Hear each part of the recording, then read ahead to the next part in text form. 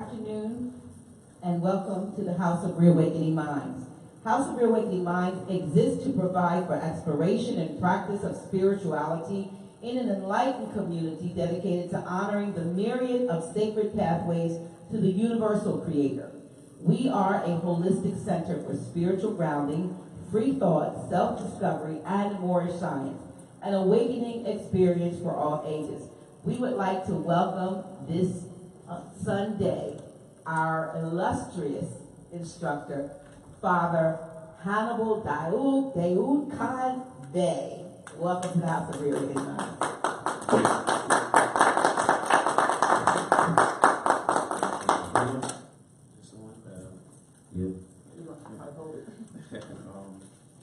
All right, I'm going to open up because we're a little bit behind the schedule here. Let me know if this is coming in clear. I might have to hold it really close to me like this. All right. I'm going to open up with our normal ceremony that we used to do for Moorish Order Roundtable. Is it possible we can bump up just the volume a little? Anyway, we would always open up with chapter 25, and it's the Holy Covenant of Asiatic Nation. Ye are the children of one Father, provided for by his care, and the breast of one mother has given you suck. Let the bonds of affection therefore unite thee with thy brothers, and that peace and happiness may dwell in thy father's house. And when ye separate in the world, remember the relation that bindeth you to love and unity. Prefer not a stranger before thy brother. If thy brother is in adversity, assist him. If thy sister is in trouble, forsake them not. So shall the fortunes of thy father contribute to the support of this whole race, and his care be continued to you all in your love to each other. What I want to do here, I want to continue reading the first book in the Holy Corvette, and we had last left reading Surah 73. Now again, I want to stress the main theme in our holy faith, mainly in this section, is dealing with how powerful the mind is. I'm going to do a few things where I'm going to show or try to do a demo, demonstrate a demo, giving you more instructions in Maya or influence that you may call hypnosis, or Europeans rename it, you can call hypnosis. So you can kind of weave this in your communications when you're communicating with different entities, the law, what have you. Because trust, you're definitely being influenced subliminally by other entities, and it will be made clear as we go forward. What I want to cover here real quick to give you what we're covering again, Holy Corvette, the first book, Surah 73 until 134. Again, it's basically dealing with the mind and great wisdom. I'm going to try to start a little bit of book 2 in the Holy Corvette. That's going to mostly deal about the beginning of things in creation. Can you hold the mic? Yeah, I'm going to need my hands to be a little bit free. I'll just do this. All right. Then I'm going to read a few questions that our ancestors asked in ancient times that I didn't get to last with the great field. One would be about how many dimensions. The other one is why do we have so many more than one dimension? I'll give you a couple power chants, which I already did, certain memorial chants, and I will make that more clear. And before I get into my science or demo of Maya, which you call hypnosis, I'm going to also go through some of the psychosomatic ailments that we have. I'm going to go through that and you can understand generally what causes the certain diseases within man. And then I will probably most likely take time going into showing you a different demonstration, like I said, and teaching you how to administer a wake state hypnotic influence, because of trust, you are being influenced, and I want to really start stressing that more and going in more Let me start with the Holy Corvette. Again, we had read, in the last class we had, we read the Holy Corvette up into Surah 72.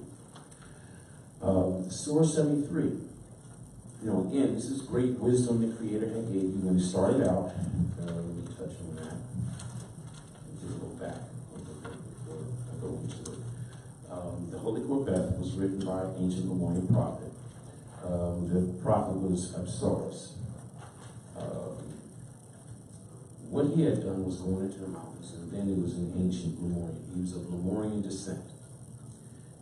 He actually wrote down the holy scripture words that was given to him by the Creator, which is in Lemurian called Quorabet.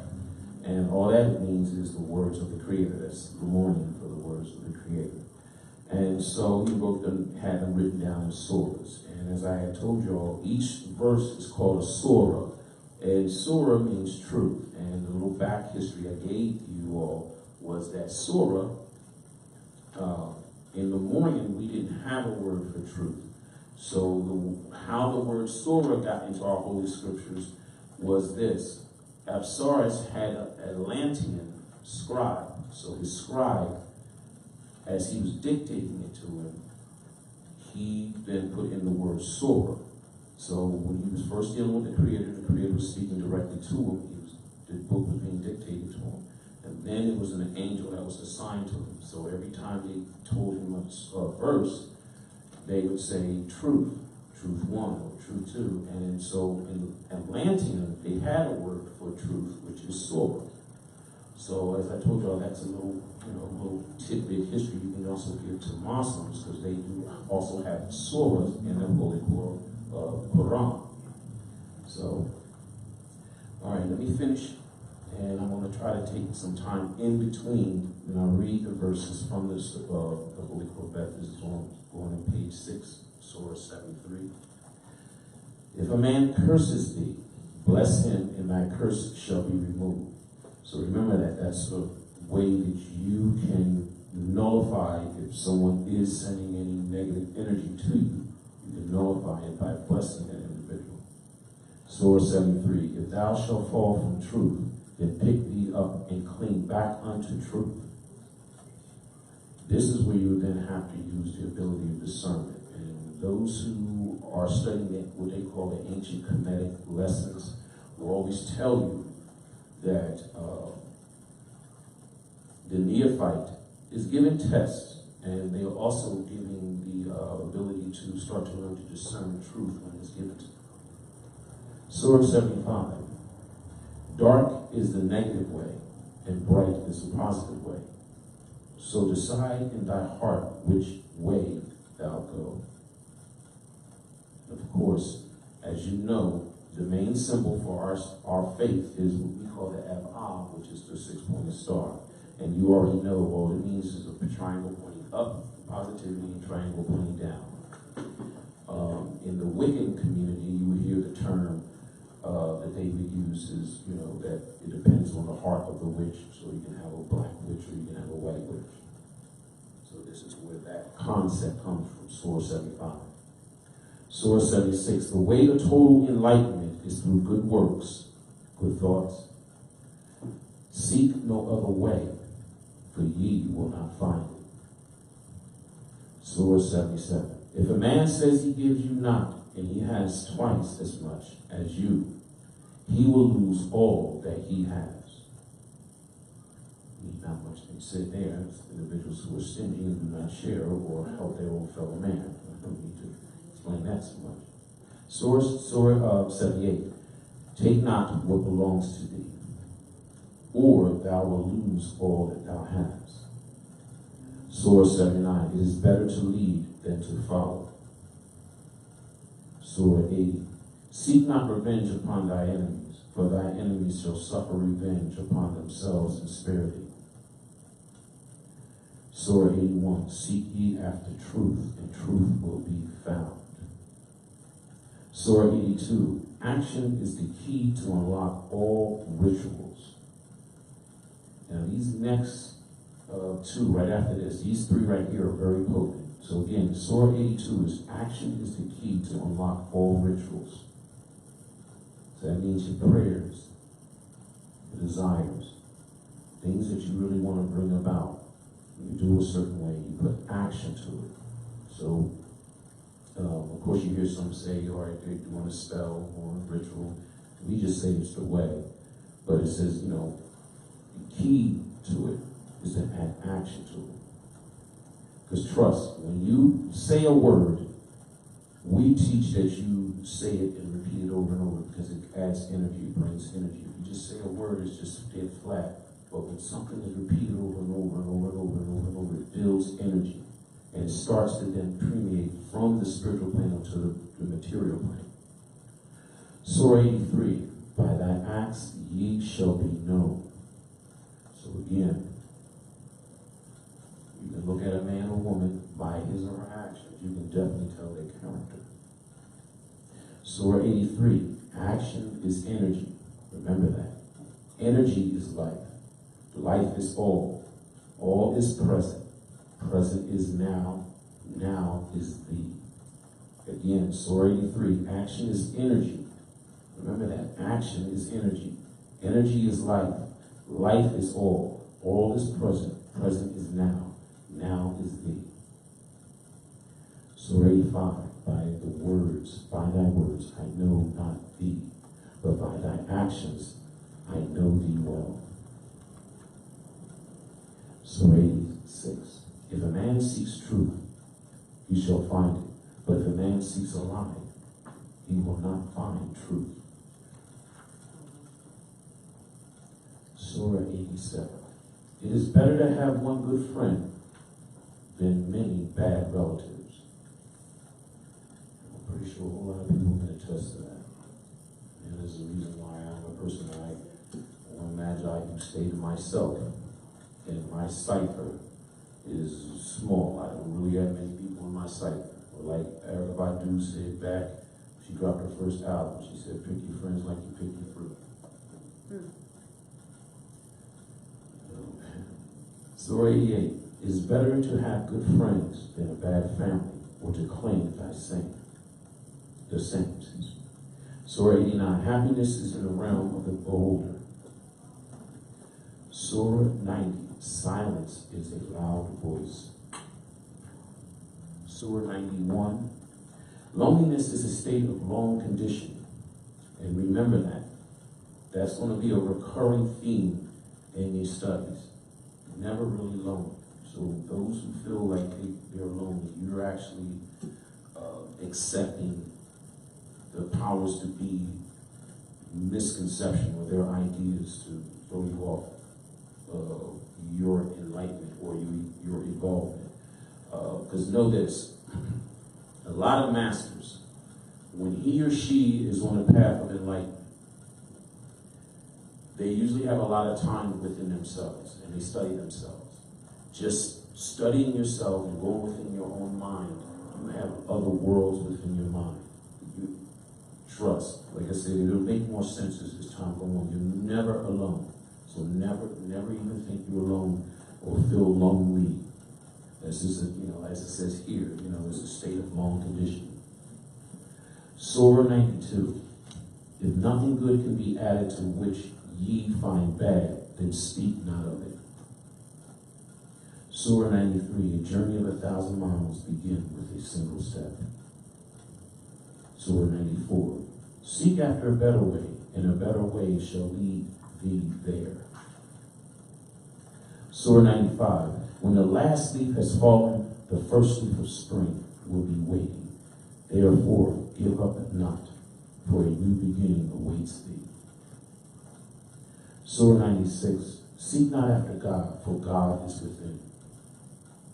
Now I want to take a pause here, because we all are Moors, coming from the Moorish Science Temple of America, and I want to bring this attention to you. Surah 96 corresponds with Prophet Muhammad had brought you the Circle 7 Quran.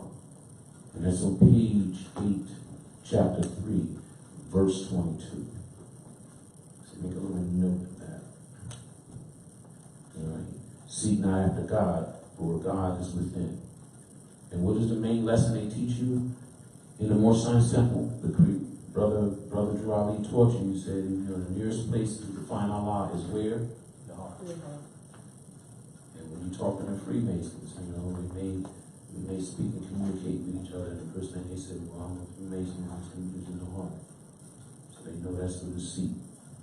And so that, again, a lot of individuals are not developing their heart chakra, meaning they're not tuning into the universal love. That's what we're actually dealing with a lot of this discourse within the Moorish movement.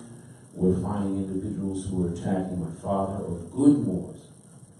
And yet they keep saying they're protecting the movement. But like I had said before, I'm like, where were you when you had, I don't need to mention the names, but you had individuals who were throwing dirt on this movement? Anyway, these individuals are not, they're not totally connected to the divine. You know, Drew Ali gave you the 5 principles of what? Love, truth, peace, freedom, and justice. A lot of these Moors don't even function on the first principle, which is love. Because if they had love, they would protect the movement out of love. You'd be able to sit the other negative individuals down who are the hard chasers or the hard carriers. And they would know to unite with their own brethren. They wouldn't, bear false witness. Right. That's what it means by those who are retarded and don't understand. Yeah, and I said the word retarded. You don't understand, it means you're liars and you're spreading rumors. You're supposed to get the facts. You're not supposed, as soon as someone come out of their mouth talking about, I'm neither confirming nor denying. I've heard that term twice. I heard that used twice, and I told the individual, you go back to that individual, they're either an agent, provocateur, or they're a nigger. Yeah, I said the word nigger. And I said, pick one, but I believe they both. Because one time, I would laugh, but I'm not going to laugh. And they actually had put out a lie saying that my father had passed. And I had someone call me, and then she won't tell me that the individual said, well, I can neither confirm or deny. I said, and that's supposed to be a Moor? I said, you go back and you chide that person for delivering that. No more ain't supposed to be passing on no damn born nigger-ish. You either confirm something or don't speak on it at all. That was the first time I heard that term. So usually when you have somebody like that, you know what I mean, you already see, we got enough people in this government administration that use that term a few times. I can either confirm or deny. You know he lying. We all know who's 45 in this administration. They use terms like that. So slippery, slimy, negative persons use that term. You ain't going on tangent with that, but I had to go into this because a lot of individuals, they're saying they Moors. Well, if they're Moors, then that means they're supposed to be working off the first principle Drew Ali gave them, which is love. And a lot of them are not. They're not functioning off of love. They give you, put it like this, I got more love for individuals than I outside of the temple than I did for those who were in the temple who claim to be in the movement. That was another reason why I had no problem falling back and having my teachings private. Because I'm like, these people claim to love Allah and all this, and Islam, and what have you, and then it's, they backbiting, they acting like niggas off the street. I'm like, come on. If you truly have love in your heart, you would not spread rumors. Or, like we say, don't bear false witness. So again, Surah 96 is a very powerful statement. This is what we need to judge individuals. Call them on their carpet.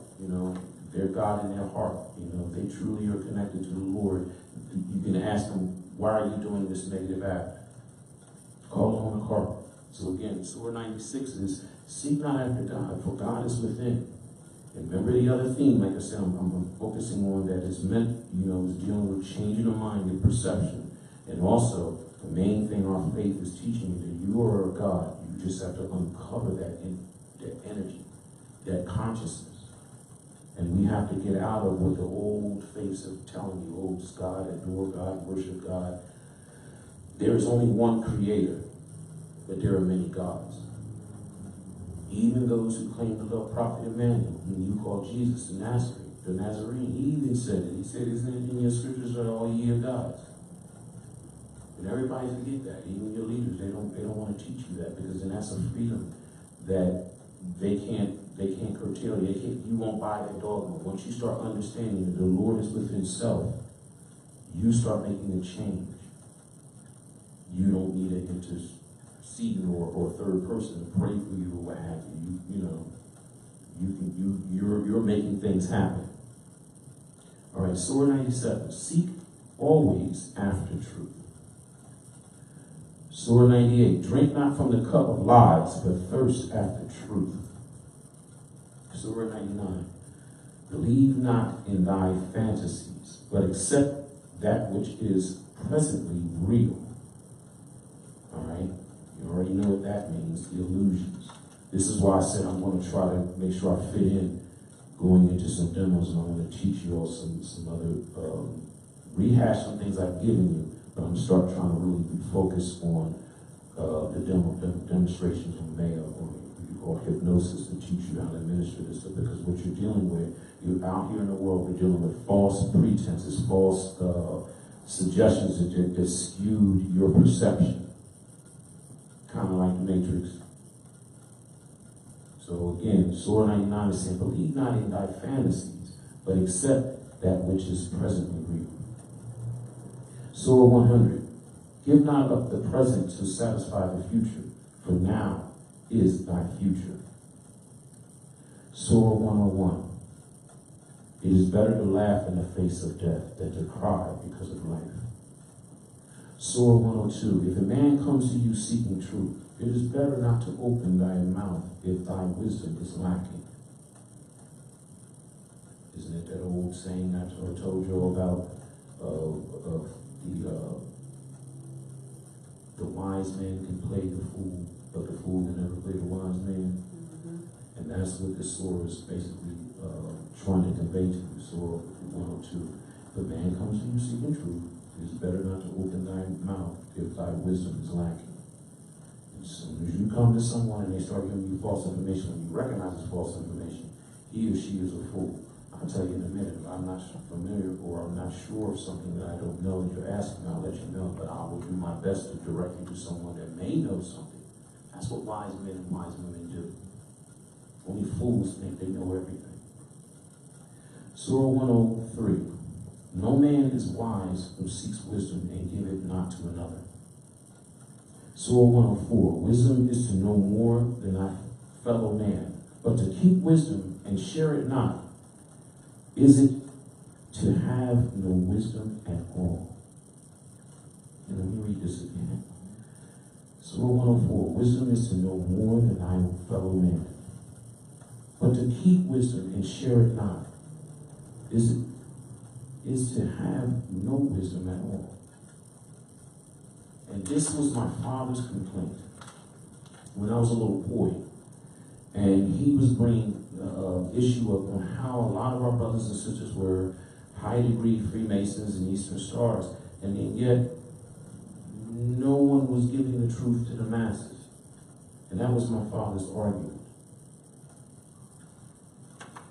So, let me move on here. Surah 105, what profit a man if he gains the whole world, but because of his greed keeps it not?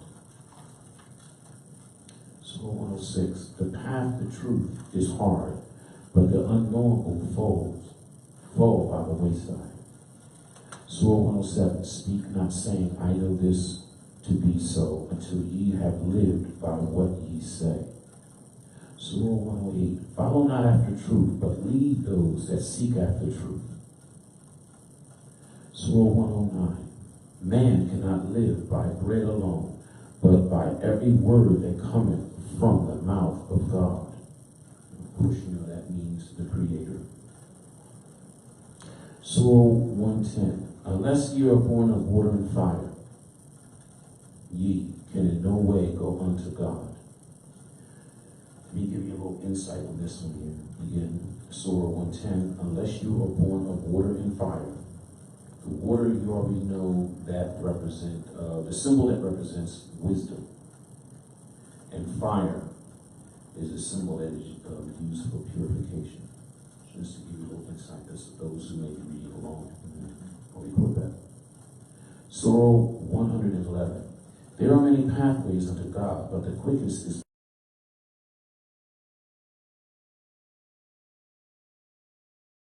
in no way can the man who has cast his soul into prison free his spirit. Surah 113, the way of good knowledge is hard, but it is better to seek goodness, for as bad is now easy, the way that is hard will end with a great reward. Surah 114, keep the faith of thyself, for God is within thee, and God's power will not fail thee. Remember that. All this is saying in short, Moors, and those out there who believe in self. Believe in self. This is why I also want to see if I can try to fit in today the demo. I want to get back to having my cipher that we have here. And we'll be focused because I want to help aid or facilitate aiding you all to unlock your side abilities. Plus we can help benefit each other and aid each other financially by focusing and bringing that energy to us.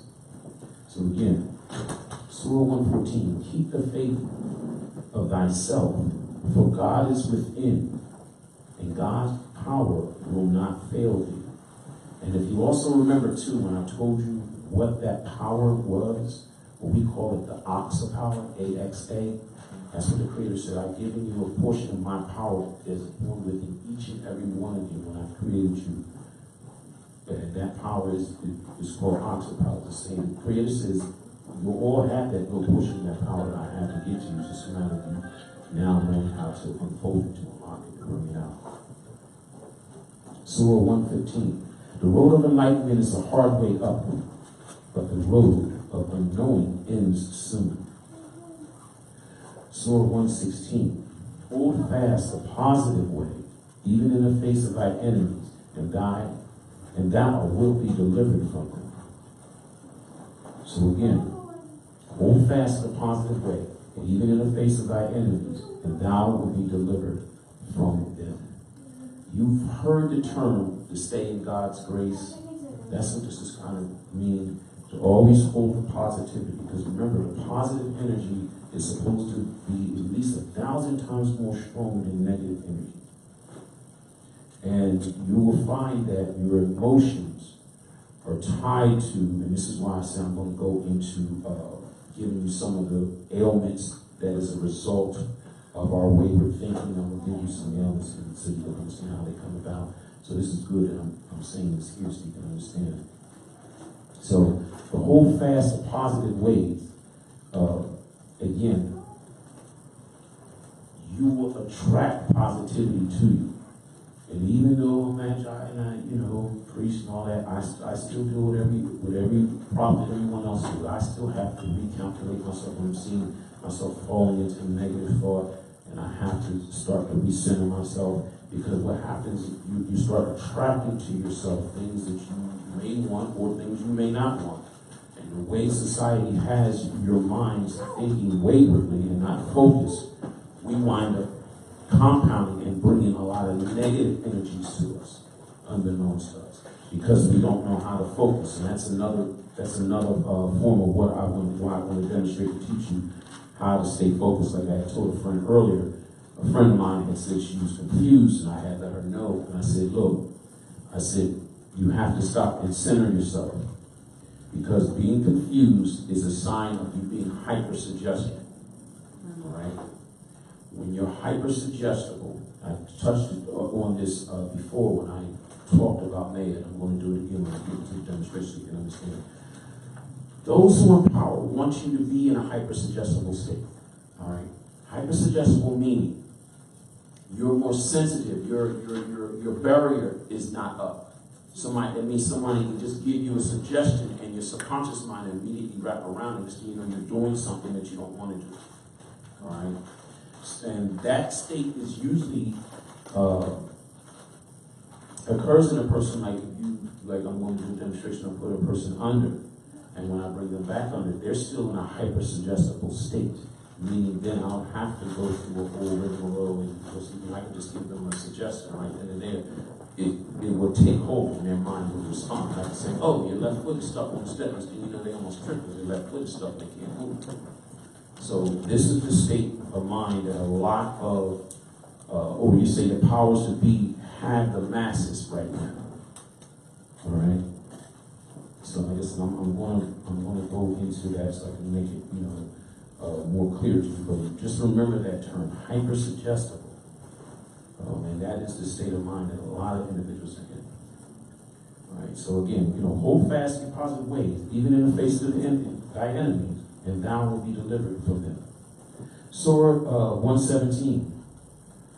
Beware thy enemy lie in wait for thee. So take the right path that they touch ye not. Surah 118. The right path is rocky, but the end is smooth.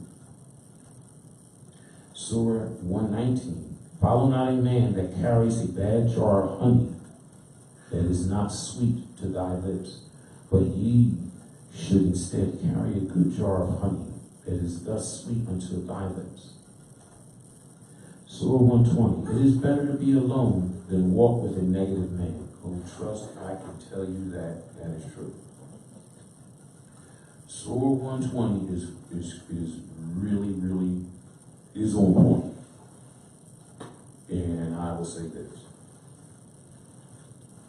It's saying it's better to be alone and walk with a negative person. Now, we all heard from when you're in the hood, everybody know that there's a book or a boogaloo who do a lot of negative work in the hood. That's a polite way of saying it. And even though you're cool with book or boogaloo, knowing darn well there's some hitters out there, that's where they use hitters out there that's ready to go put some lead in.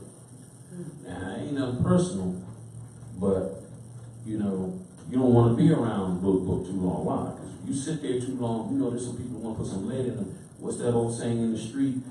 The bullet ain't got no name on it.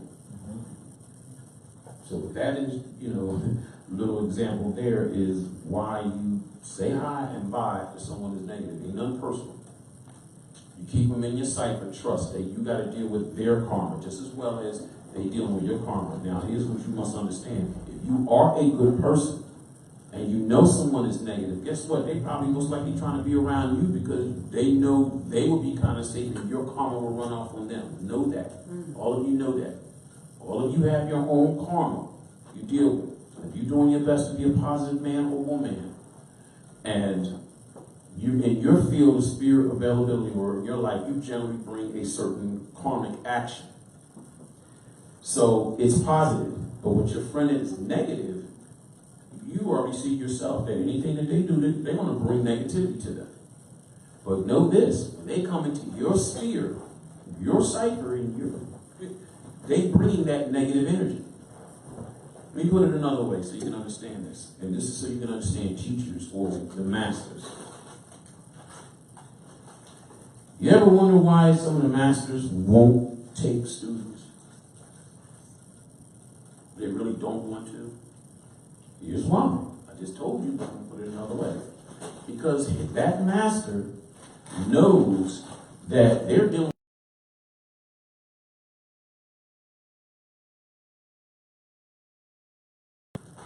You understand what I'm saying? So when they take on a student, guess what they're going to have to deal with? What I just told you. They're going to have to take on that student's negative karma and energy. And here's something that others don't tell you, and I've been telling this for years. This is a great secret. You may look at it as you come to see a master, and you student. But what you don't know from this aspect, or we'll just say, I'm the teacher, you're the student. From this aspect, you're the teacher, and I'm the student.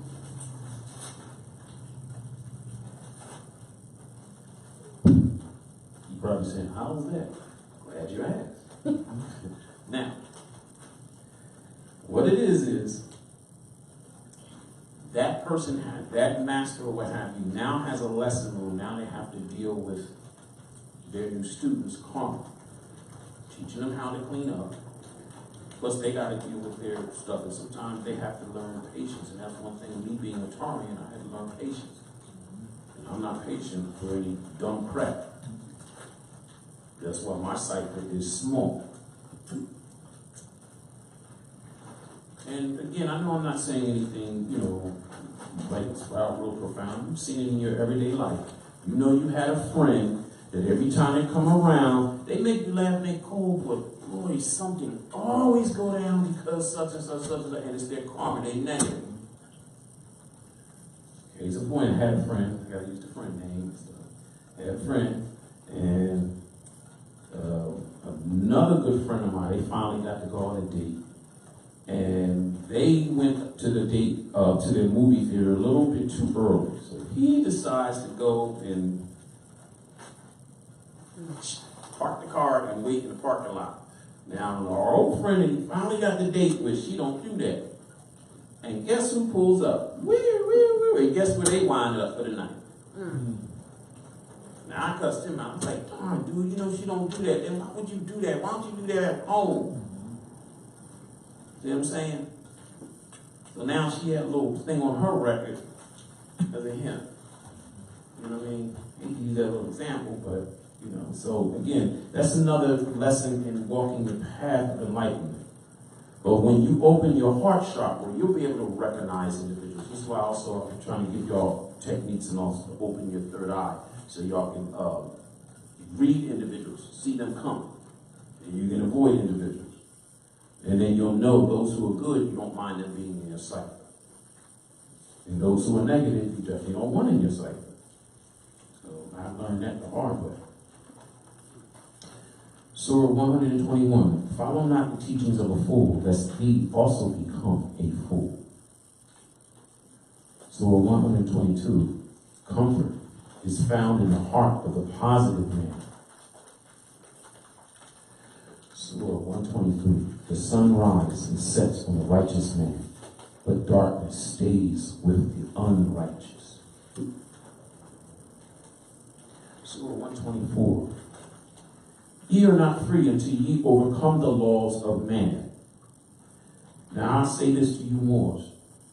Whenever I had drafted up for a legal brief or whatever, I would usually quote that because of my scriptures. Because remember now, a lot of the jurisprudence and what have you dealing with, remember they're supposed to be using the scriptures, mainly the Bible, what have you, as their foundation. So that is one statement I would use if I am standing on law, constitutional law. And then I will quote my holy scripture, Holy Quran, Book 1, Surah 124, ye are not free until ye overcome the laws of man. Some more to that, but I'll go on that another time. Surah 125, God has no law, and man's laws is not God's laws. Remember that. Surah 126, God gives wisdom and words to live by, but God gives not laws. Surah 127, a law is that which rewards a man that keeps it, or is punished for breaking it. God neither rewards nor punishes. Only man can reward or punish himself. Now that's on different levels. You can also say that kind of applies to you when you pass on. A lot of things are not discussed, but when you pass on, you judge your own self. Surah 128, if a man looks all his life for wealth and finds it not, still in his heart he is wealthy for the experience of looking. This is one of my favorite surahs here. Surah 129, man's greatest wealth lies in his heart. Surah 130, to die in vain is to have never lived at all. Surah 131, silver and gold make not a wealthy man, but his good deeds do. Surah 132, it is better to be living alone in a positive way than to dwell with others who are negative. Surah 133, negative works will cause thy greatest efforts towards a positive goal to founder. Remember that. Again, negative works will cause thy greatest efforts towards a positive goal to founder. Now, I say this to those who, me and Dr. Nyla Ill were talking earlier, and those who are attacking my father or anyone else, and you claiming to do good works, you who are spreading bearing false witness, and causing a lot of commotion, negative energy. The Creator has spoken on this, and this is 133. Negative works will cause thy greatest efforts toward a positive goal to flounder. So remember that when you're trying to reach a goal, you claim you're doing something positive, but you're negative, and then you wonder why it does not pan out the way you want it to. In the last Surah 134, if thou seek a good way, let no man lead thee astray. Now, in this part here, book 2, this goes into the Creator and some of the beginning of things. I'm going to read a few surahs there, and then I'm going to move on to some of my other scheduled things I'm going to cover tonight. All right, book 2, this is Surah 1. And remember, I had told you what the Creator's name is. So now, even my old fellow Masonic brothers and anybody else in other organizations can't play the Creator's name, the holy, most inevitable word of the Creator, and we don't know. You do know. Surah 1, I, Aurelia, am both male and female, both positive and negative, and I have created all that there is in my image. So there it is. The Creator, Aurelia, has said that he created all things in its image. Surah 2. When man is first born, there are two spirits within him. This is breaking down the Trinity so you can understand this. One is called the soul, the other the spirit. One is positive and one is negative. If that man goes through life in a positive way, the spirits will merge as one and shall come unto me. But if he is negative, he will live in a mental torment, thus not knowing who he is. Surah 3. If a human is born female, their male spirit is negative. If a human is born male, then their female spirit is negative. Surah 4. Now this is the basics, or we understand the science of the first 13 numbers, if you will. 12 numbers, excuse me. Surah 4, everything that I have created, I have done by numbers. The first number is myself. The second number is my creation. All right, so you got one. One means the Creator. The second one means the Creator's creation. Third number are two spirits within one body. The fourth number are for four directions, which you always know as north, south, east, west. The fifth number stands for mankind. The sixth number is positive and negative. That is your 6-point star. All right, remember I told you all it is a triangle pointing up, triangle pointing down. The seventh number is for the sun. The eighth number is for life. The ninth number is for perfection. The 10th number is for the earth. The 11th number is for the animals. The 12th number is for all spirits. And the 13th number is for Hod.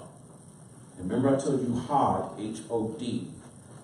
That is the original name of what you will call hell. Creator had nothing to do with that. Man created that realm. Surah 5. By the numbers I thought each one in order by what I thought. Surah 6. My abode is called Akkad, a.k.a.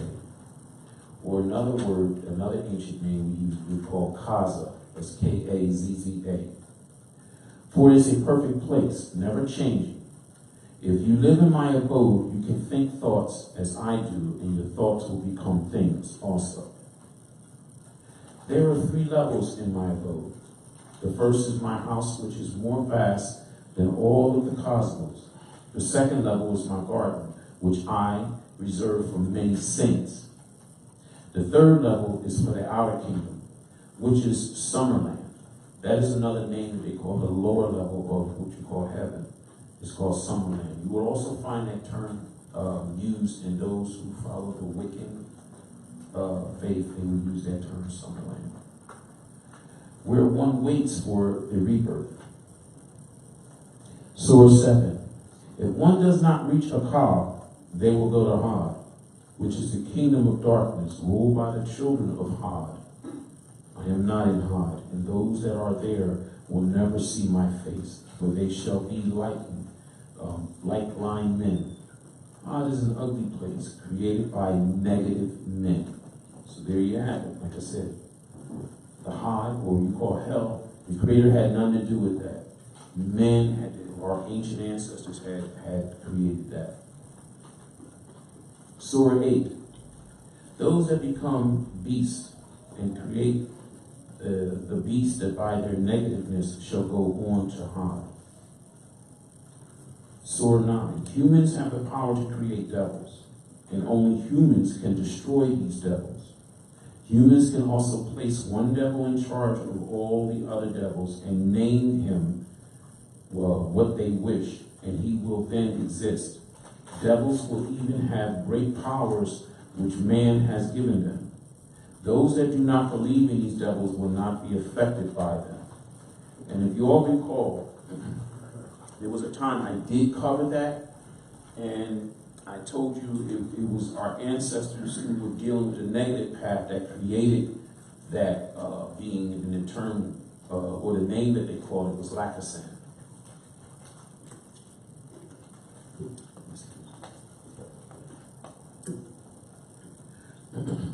So Surah 10. I have not created devils, for I made all things good. Only man has the right to create devils. Oh, another thing. Remember I also touched on reading to you a piece, or told you about Omak Pole. He was one of the Lemurians at the time of our founding of our faith, which was almost 7,000 years ago. He heard the teachings directly from Apsaris. He was the first individual in our faith to write the book once he became a god. He's immortal. He's still alive. And he told you once he was able to live in that consciousness, even he's able to be a god, he's able to go anywhere he wants and travel many places you probably can't even fathom. He did say, outside this dimension, there are no devils. They don't exist. So he was verifying that we created them here, and they only exist in our dimension because we created them. So we have to undo that. We have to undo that.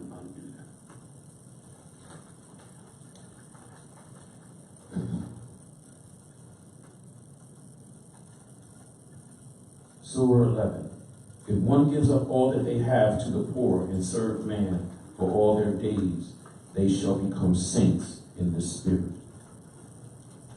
Surah 12. The spirits that have never left Akkad since I created it are divine spirits, for they serve man and guide him.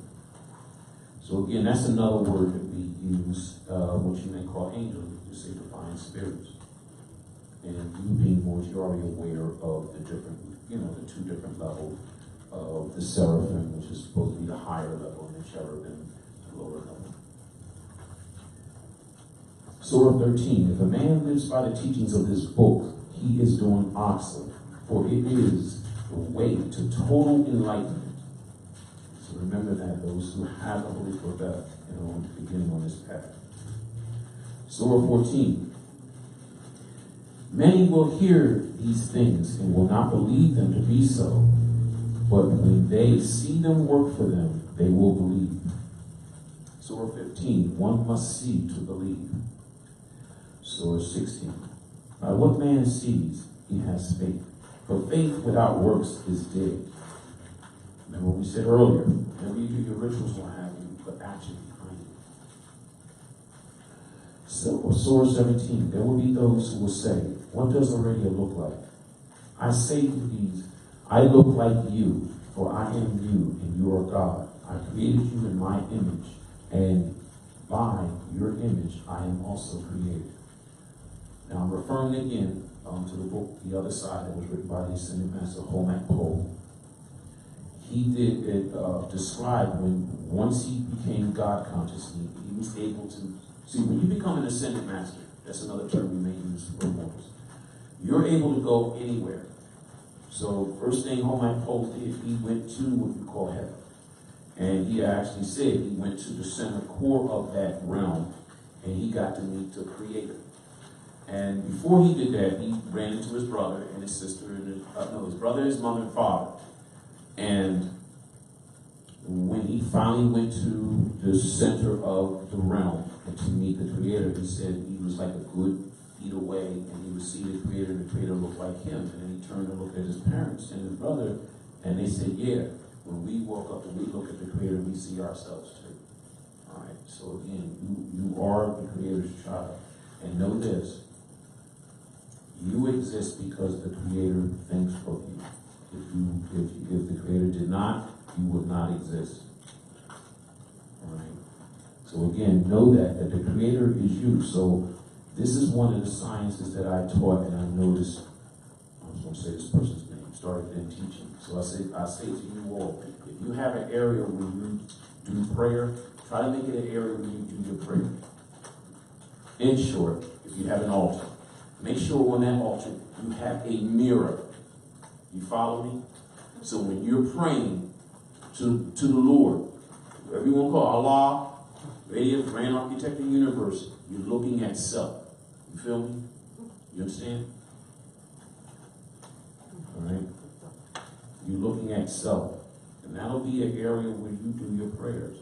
And those who, again, I don't want to kind of sound scary, but when you're in the practice of that, whatever objects are used in certain rituals, there's certain energies that accumulate with that. I'll say this, and I'm going to let you discover it on your own.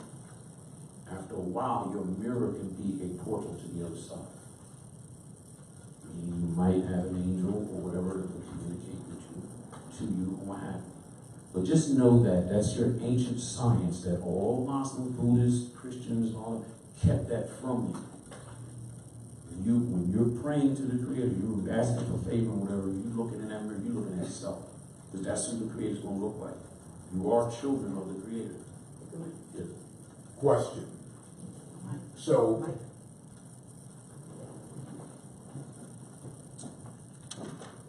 when you, or we, so-called pray, we should be not only, are you saying not just looking in the mirror, but looking within ourselves?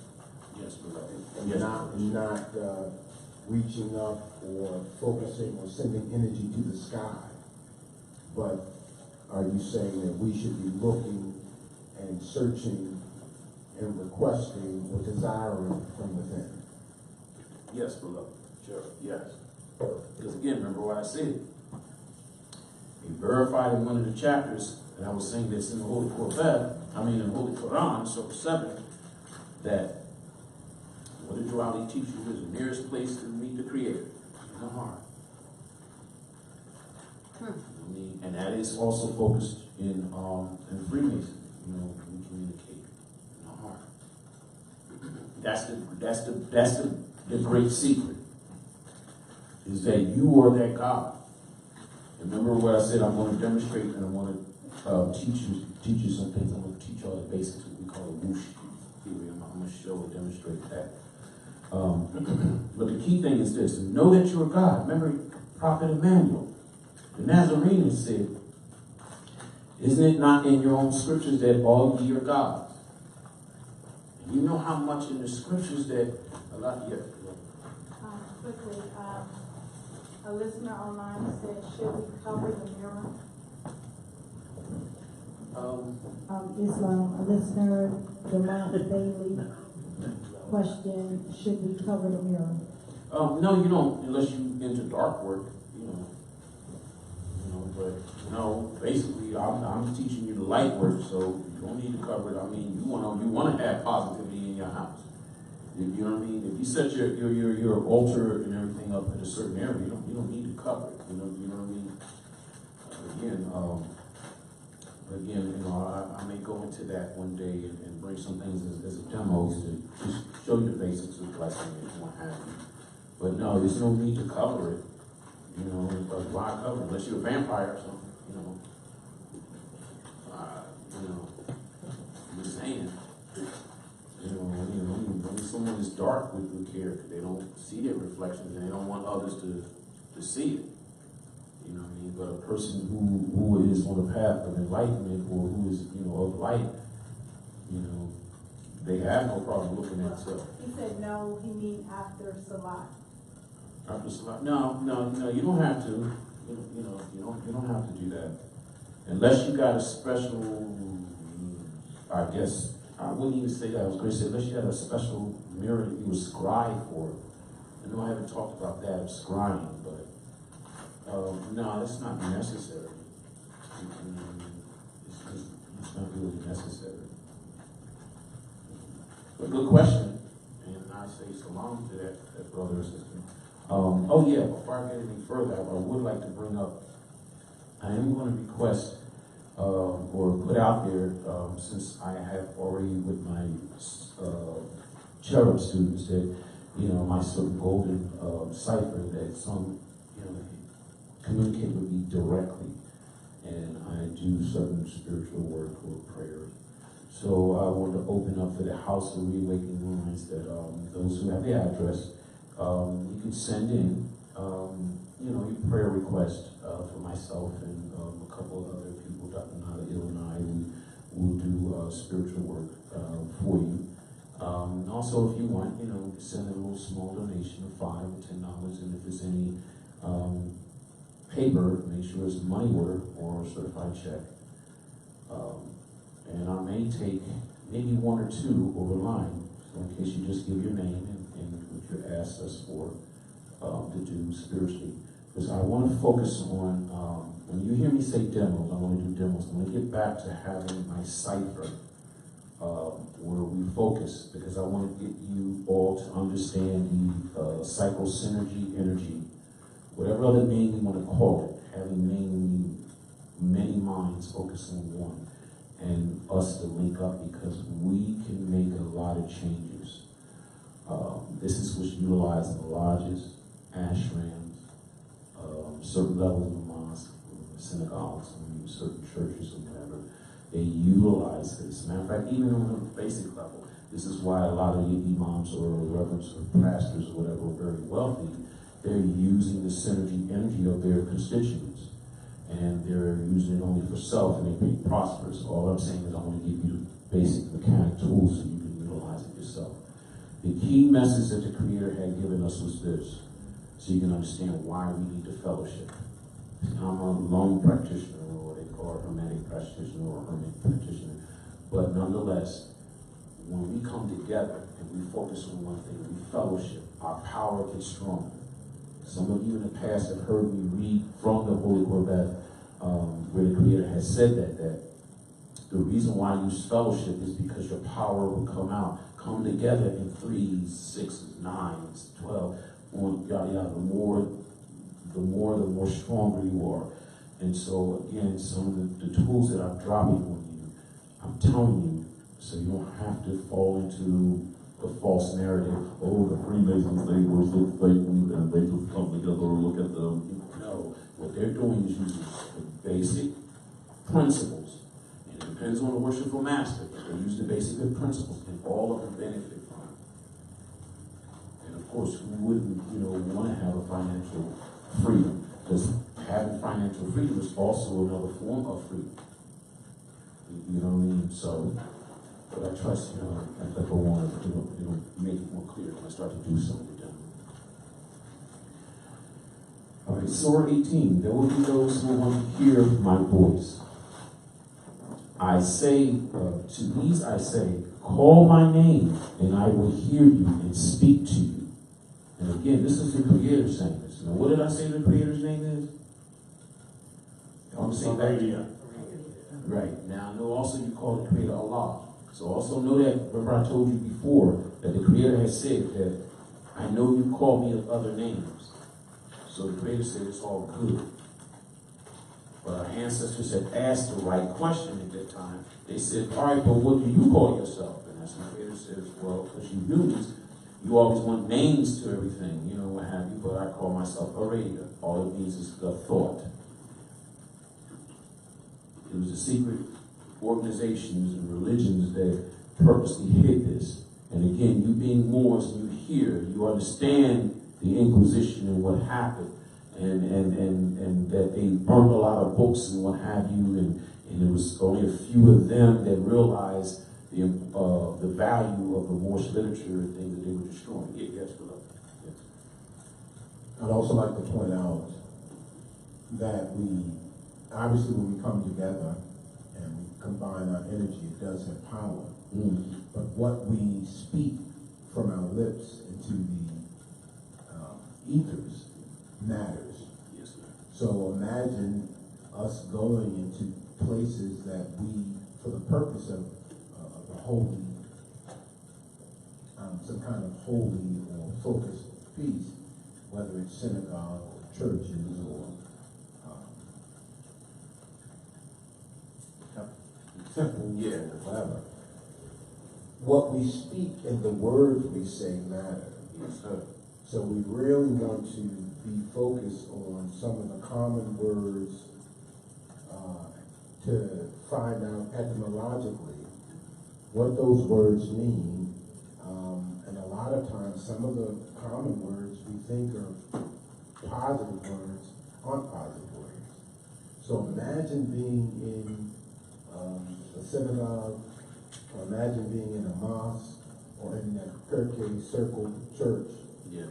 and you are speaking these words, Jehovah, Jesus, and such, and you think these words have positive, wholesome, good power, when in fact, when you do your study, you find out that they don't. So the power of us as Moors, as the Lemurian race, the God race, and dealing and fighting with this language of English, we have to really press to make sure that we comprehend what the words really mean.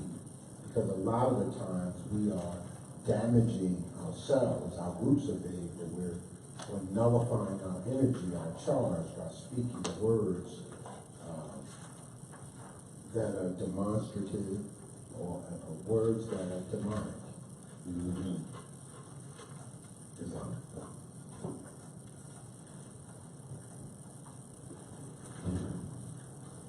Thank you for that, because I will be covering that at the end tonight.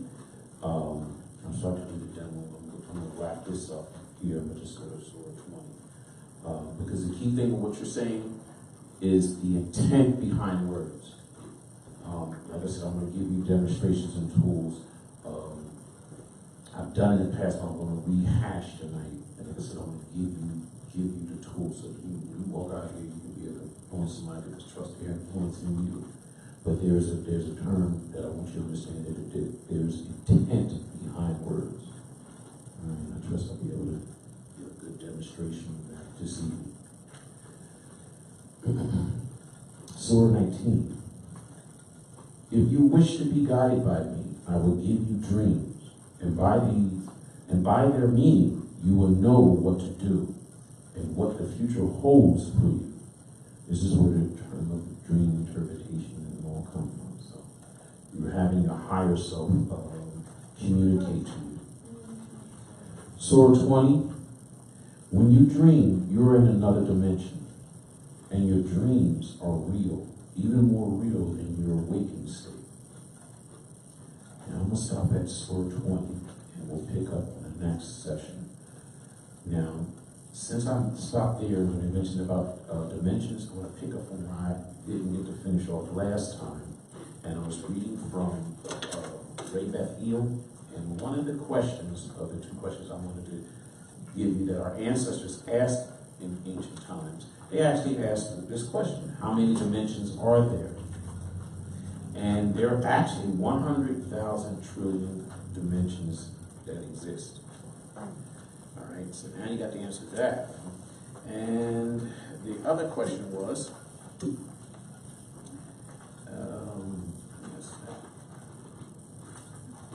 all right, why does there have to be more than one dimension? And that was a good question our ancestors asked. And here's what the answer. Remember again, this is a teaching manual. Right, that field means also the creator. This is a higher piece of Holy Corvette. This is a teaching manual that was given to the grand priest and all. And it was a caliph that would teach back in ancient times. And if he didn't have the answers, since he was really in tune with the divine, he could just contact the angels, and the angels would then give the answers to it. So that's how he got the answers to this. And realized it was such great answers and questions comprised together. This is a very valuable book among us Magi. So that's how the Rate of Field came about, in short. So again, it says, why do we have more than one dimension? And here's the answer. Because none are higher or lower than other in the sight of the array. And because one cannot exist without the other, each part of each dimension has a part of another, and each shares something with the other. Much like there are many different kinds of creation upon the earth. And without one, the other cannot remain for long to be perfect under the perfect plan of things. This is also true of many dimensions that coexist with each other. So now I got that off the plate. All right. As you see here, that I have on the board, remember, sometimes y'all ask me about the Lemurian formulas. And all this is Lemurian here. And this is an actual formula chant that you can chant over and over. And translated, it means, I am the power and the might, therefore I cannot be harmed. So as you see, the letter and the little hyphens and all these, they have different sounds. So I did the phonetics under it so you can kind of understand it. Long, ax, if, do, if, il, va, il, do. That's what this is saying. And this is what this chant is. And you would chant over and over. Remember I told you when you chant, it builds energy. It builds energy. Here's another good Lemurian formula to use. Il, if, do, oi, ax, ab, a, bet, ax, il. That's what this is here. This is how you say it. And this here is, let a great circle of protection protect my home and property. So now you have sacred words to use. So those who I gave holy ashes to, and I tell you, you can put the holy ashes at your front door, or when you're doing your ritual, or on other things, now you have some other sacred words. Now, I'm going to get back into my demo of showing you things. Remember I told you your mind, a lot of things that we're dealing with here, you're dealing with the mind, your perception of things.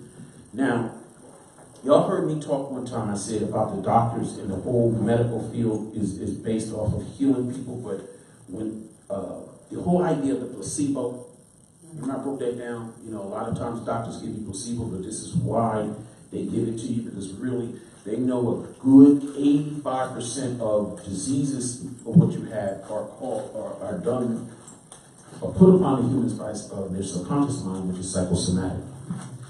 So I'm going to read to you a few ailments so you can understand what is behind it. All right? So you can understand. Now, the subconscious mind is very powerful. Remember, I keep telling you, it's very powerful. All right? And some of the diseases that we have are based off of fear or anger. So the first one will say anxiety. This is basically brought on a deep-rooted feeling of fear and expecting things to go wrong. So that's what anxiety basically is. It's a deep-rooted feeling. So usually when you're seeing somebody have an anxiety attack, what that meant was something in their past had happened to them, which caused great fear. And so their mind wound up bringing back that fear, which then, trying to panic attack, sweating, what have you. But that is the deep root subconscious, or shall we say, the bad suggestion or bad idea that's in the subconscious mind. So that hypnotist or hypnotherapist is then would take them back to that moment. They would have to find out that moment and take at that moment and then root that out. All right, but it started within a painful fear or expecting things to go wrong. Here's the next one, migraines. People who have migraines, what it is it's a repressed anger. All right, so your migraines are a form of headache or even backaches, which I also deal myself from having an old Navy injury, or some other physical discomfort. But basically, the migraines and all is a repressed anger. So individuals who have migraines and they have problems, migraines, even though they may look like they was already happy with it, they have a deep-rooted anger that has to be released. All right, peptic ulcer, this will make sense. That is also a repressed anger. So the person has to find a form of releasing their anger. All right, so that means something in their life happened and which caused them to have a peptic ulcer. I think I gave some analogies where I said in the past and how when I told you your subconscious mind bring about events to you, whether you want to or not, if you focus on it. And if it's a bad idea, it's going to manifest. It's going to bring to you an event or circumstances.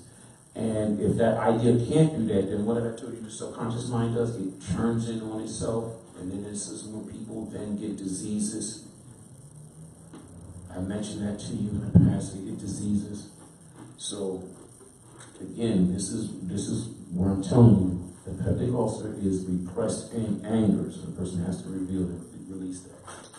The next ailment you'll see when people have backaches or back pain is unexpressed anger. Is unexpressed anger. All right. And again, we all know it has metaphysics ties to that too. You also heard when people have money problems, they will also have back issues. All right. Another ailment, hypertension. A person that has hypertension, that cause is blocked anger. And hypertension is high blood pressure. So they have blocked anger. All right? It's caused by blocked anger. All right, now obesity. Obesity, that is caused by suppressed anger. All right, it's caused by suppressed anger. So again, there's usually events and things that tie to that causes these certain negative aspects of people's lives. All right, now asthma. I spoke on this before, so I'm going to pick up on this. We usually hear people saying that they're born with asthma. And asthma is a feeling of rejection in the womb. And I think I gave y'all the example before. So people who have asthma, it's a form of rejection. What it was is this. The baby heard both or one of the parents that did not want them while they were in the womb. What did you say? What was this? Rejection in the womb. Yeah, asthma. So a person that has asthma, the root of it was caused of a feeling of rejection, and it's usually the child was in the womb. Nobody wants to go from asthma.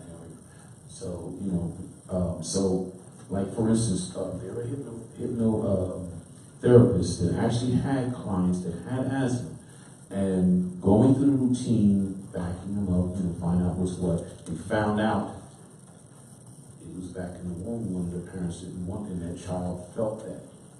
And then so when they had their asthma attack, it's a feeling of rejection. They, short of breath.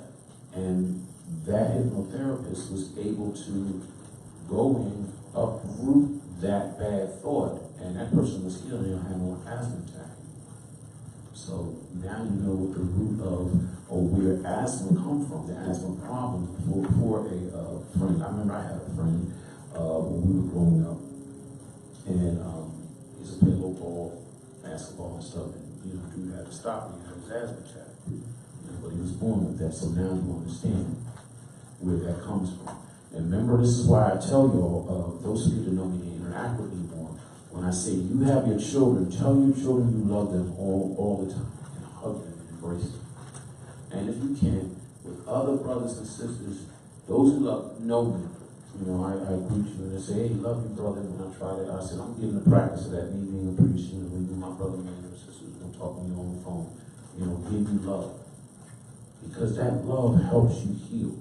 Remember I gave you the analogy of Prophet Emmanuel when he taught, when he was healing. Remember when every time he healed, he always say, be ye healed, go forth, and sin no more. So what I'm telling you, a lot of your ailments come from sinful thoughts. So that's why I'm focusing on this. I'm trying to give you a background on this and understand this. So but yeah, now you know the asthma comes from. Now, depression.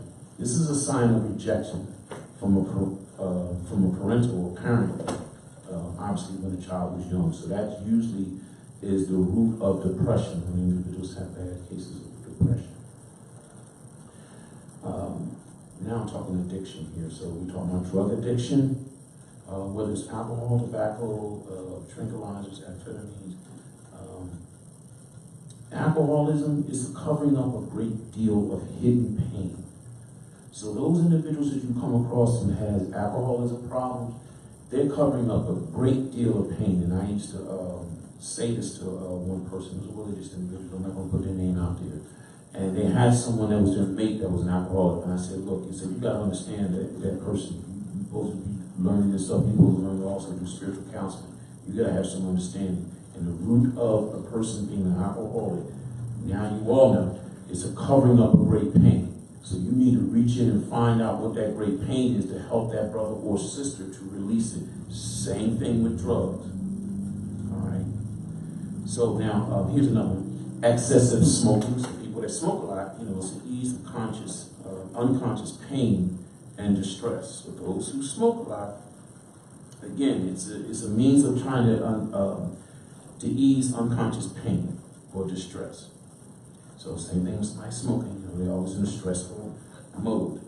So you want to reach in, pull that bad thought out. You no longer have that problem. Here, these next two, this deals with the problems of male and female. So the male problem they would have when we say impotence. This is coming from a strong feeling of guilt. And the same from a woman, if she is what they say frigid, it's a strong feeling of guilt. So that means the man or the woman, you have to find that bad idea or suggestion that they had obviously been planning a long time ago to release that guilt. Right? Remember I had actually mentioned a little earlier when I said about the obesity. So again, when I said obesity is, suppressed anger, but it's also a form of self-punishing feeling of guilt. So, repressed anger and guilt. Add that to the obesity. Skin diseases like hives, again, emotional factors. So that's a feelings of guilt. So when people have skin disease, it's a form of guilt. And we also know about an end off with the suicide. That's a means, a form of murdering of oneself. Is meaning a person is feeling a great feeling of guilt. So I just want to give you a little feel there what some of the ailments are that I had spoke about last time. When I had told you, I said, hey, that I want you to understand that a lot of your ailments that you have is psychosomatic. Doctors know this and they want to give you a placebo to see if your mind, your brain will reboot. If not, then that's when they then give you one of their psychotic things. So, but a true doctor will tell you it's God that heals. The doctor just addressed the wound. That's all. All right. Now, go into the demonstrations. What I was telling you, I wanted to teach you more of the Maya techniques. There was a sister. I would like to get a brother or sister to come up. I want to teach you more how you can influence the situation. You've always heard me say about Maya. Europeans rediscovered your science, they call it hypnosis. And remember I tell you what you're dealing with is different means of ideas and suggestions is being thrown at you all. What I want you to do is to be able to counter it, recognize it, and to be able to influence individuals. I'll do this. We're going to use this scenario because since a lot of you dealing with your jurisprudence work, I want you to be able to utilize this whenever you are in court and you're dealing with what you need to deal with. I want you to follow my hand gestures and follow some of the mechanics that I'm giving you so you can understand. You already know, I already explained to you that every house, every place has an aura to it. So you already know when you go in the courtroom and everything, it's already a thing, oh, they got you, and they get you uptight. And those who are sensitive, you're picking up this energy anyway. So, I threw some terms at you when I say to you when you're in an argument, not an argument, but we'll just say for sake of argument, and they're trying to throw something at you that's a statute that you're sticking on constitutional law. Picture yourself with me. You've seen me. This is my what hand? Right? And this is? Left. All right. So when you're speaking, you're using your right hand, and this is your symbol. And you see what I'm doing?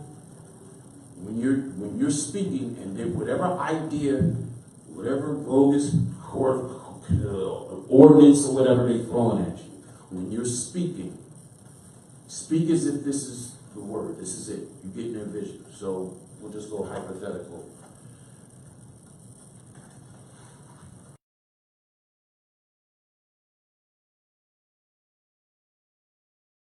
Constitutional law.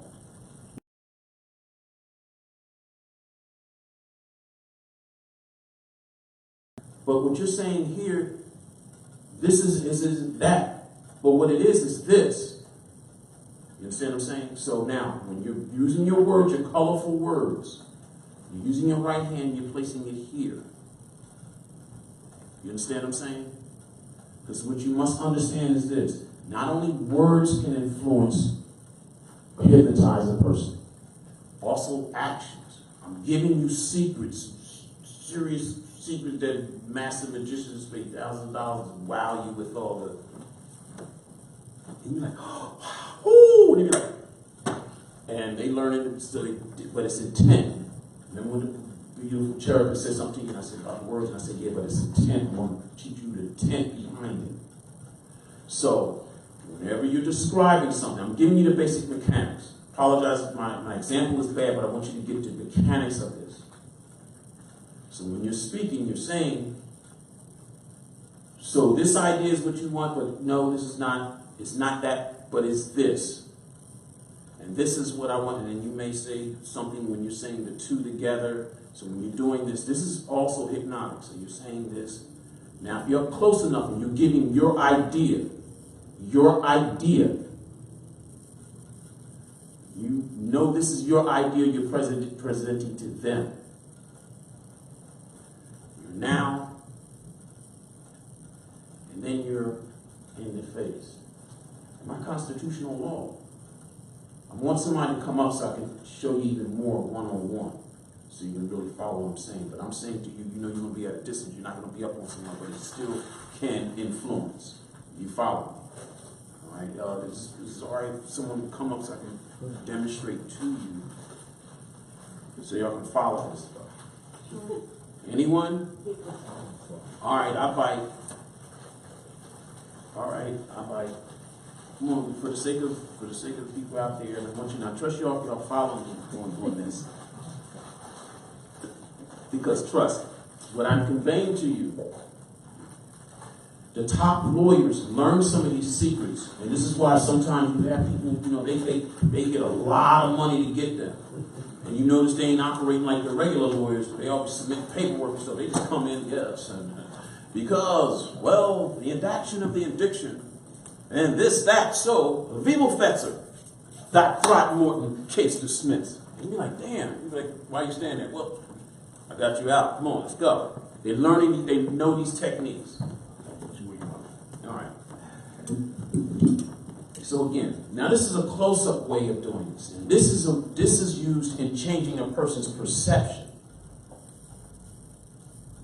All right? So I'm not going to do so much under, but I just want to demonstrate. You follow, like I said, I'm just going to give the basics and you can follow this. They call it the whoosh theory. This changes a person's perception. I want this mic in case they can hear me. All right. So if the person is here, now remember where I told you what you use the right hand for? Maybe we turn it away. I do want to see. Let me slide away from this. Yeah. Okay. Now stay where you're at. Do that.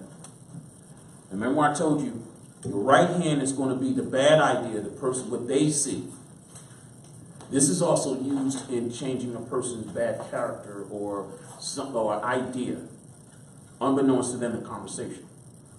But when you're talking to them, you're bringing their eyes to here. If this is this, and you're saying yes, and this idea, you can actually see yourself in this idea. You get them to be very vivid in their description. And as you're talking to them, this is called anchoring. And you tell them, you see this. And then, so now, you're now taking an image of the positive, and you're now, remember I told you this hand. So as you're talking to them, but you make sure you get there, and you tell them, yes, yes. And why are you saying that? And you follow me? You follow me? I know it sounds funny. I know my man sitting there like, what the hell, what? But I want you to follow me, though, because it does work. I'm just breaking it down to you, because this is a way you can change a person's perception. Also, you can change a bad character if somebody's trying to stop smoking or something like that. So once you do that, see, you know that person's perception changes. So I said, so even though I showed you how it's done close up, now you can understand what I'm saying, because you know you ain't gonna be up on the bench and be able to do that in the Bible. You can still influence from a distance. You understand what I'm saying? Like, you know, you see a daggone orchestra person running the orchestra, he ain't up on everybody, but you know he's the most powerful. Conductor. Yeah, thank you. You understand what I'm saying? It's the same thing. This is where I said to you, intent. Intent. Now I want you to write this down. There's a subliminal I want y'all to listen to called Ultimate Self-Confidence. It's 30 minutes subliminal. Play it in the background when you're at home, you chill. The more you listen to it, the more it builds your confidence. All right? There is another subliminal, Master Hypnotist, 30 minutes. Put it on loop. Play it low.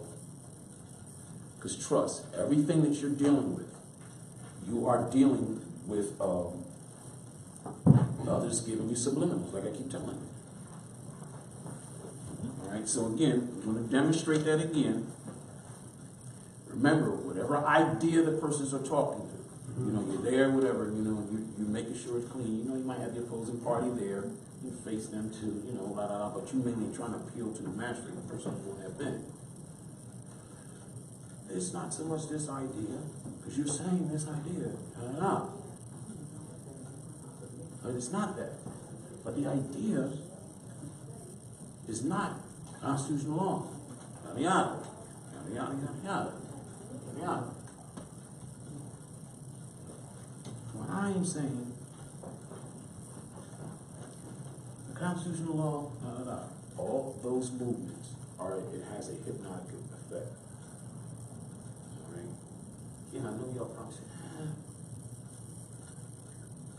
but trust. Trust it. I had gave a demonstration. It was you and I, months ago. And this is something else, you know, some of the guys that know they all go, they do this in clubs, but they go to the club and they want a girl to be on them all night. This is a trick. When you speak to someone, get them to recall. You say, when was the last time you was happy? You remember the last time you was happy? Describe it to me. I had a feeling that made me feel real joyful in talking to someone. Yeah. I had him recall that. And I said, you know, the last time you really laughed real hard? About 2 days ago, somebody said something that was real funny, and yeah, got to me. Yeah.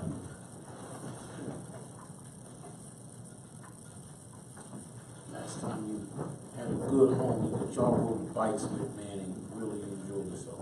Last time that happened. Man, that was about 4 years ago. My homie,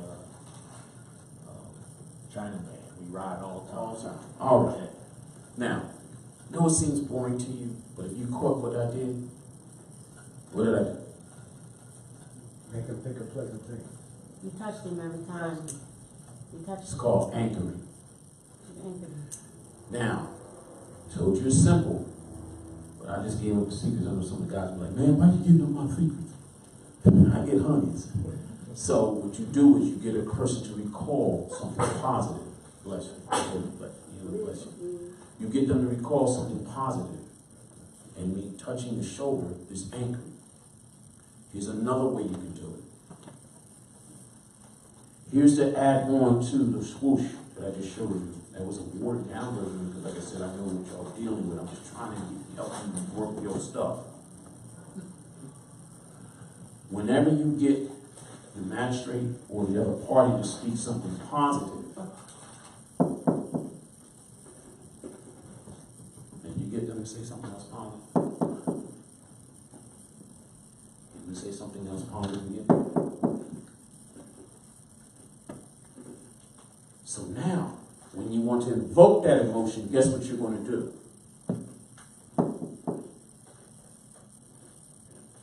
See, to them, they think you get bored.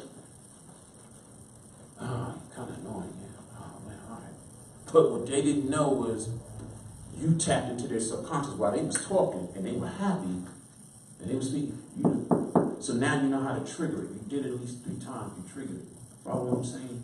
And I'm giving to y'all the secrets that these people be using on y'all, and y'all just don't know. All I'm just trying to do now is help you give it another better leg up. All right? So remember the mechanics of this.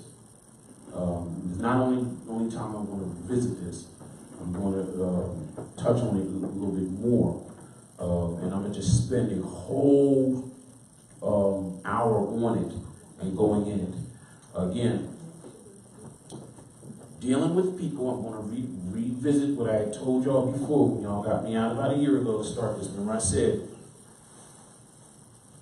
there are 2 people that are suggestible, mainly in society, emotional and physical. So the emotional ones, the feet usually you can spot them, the feet usually are straightforward.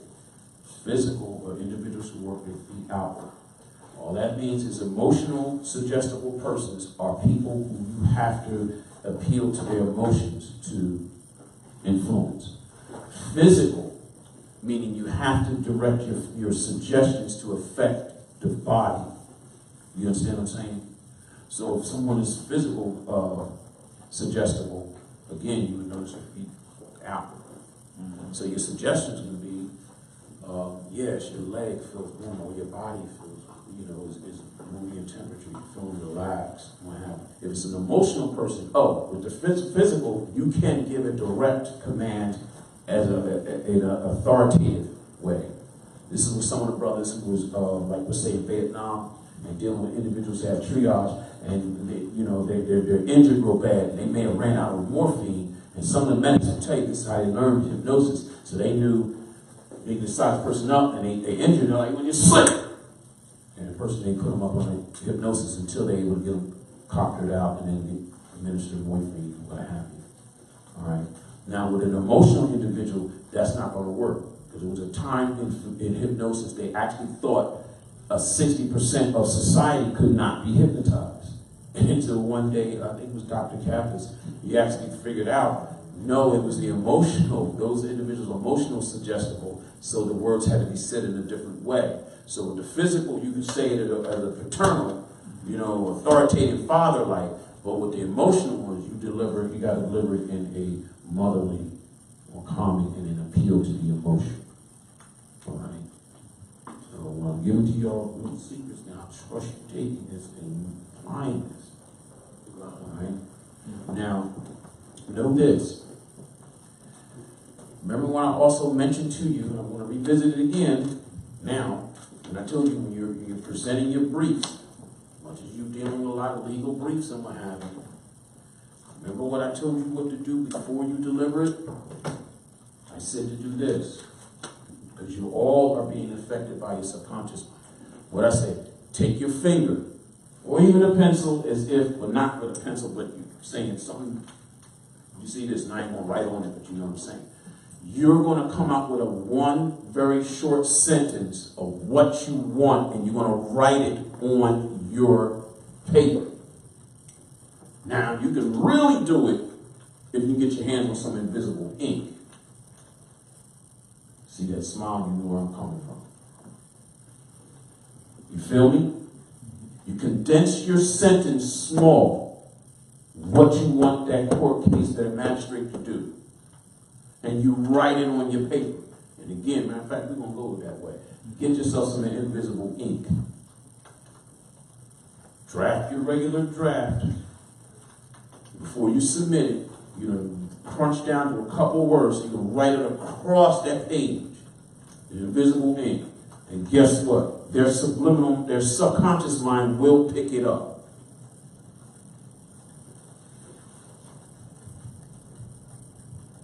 All right? Like I said, I'm just giving you some tools, you Moors, to use when you're dealing with your legal work. I think that will be it. Thank you so much. Again, what I gave you is a good form to use to influence your audience, and I trust that that you really value it and understand. What I'm giving you. A lot of people don't want to come up off that, but I'm like y'all saying, you're more scientists, and I want to give you what you need. This is work that was in the Adam chamber. This is work that was in the higher degrees and in the lodge and what have you, and in sacred organizations that is taught. All right? And like we said when Prophet was on the scene, he said there's no secrets. So I'm trusting, I'm giving it to brothers and sisters who will value this and not looking at it, as me throwing pearls before swine. I know a lot of work is being done, a lot is going to have to be undone, and redone, because of some wars that really hurt this movement, and I am so hurt, and I'm still talking to the brother. We were talking about it up in the hill on some of the things that we do, but if we come together and work as a unit, it can be done. But you'd be surprised. It's just, and I say this too, some of the little things that I have taught, that I have dropped on you all. I trust you taking time to practice it. Again, there's a brother that usually comes with these brothers from the Maryland area. He was the only person that actually, everyone copied this? Everybody? He was the only brother that actually did the hypnotic gaze training. And I'm not condemning or downing, I'm just saying, again, this is something that you can utilize, and it is for your own benefit. And I love it when he makes a testimonial how he was only a month, he was a couple weeks in, but he utilized it when he was pulled over.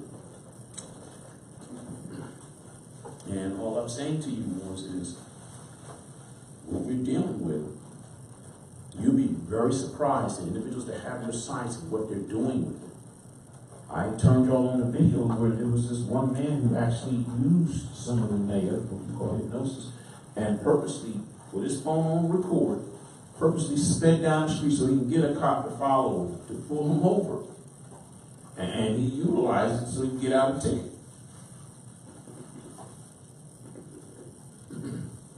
I'll revisit that real quick.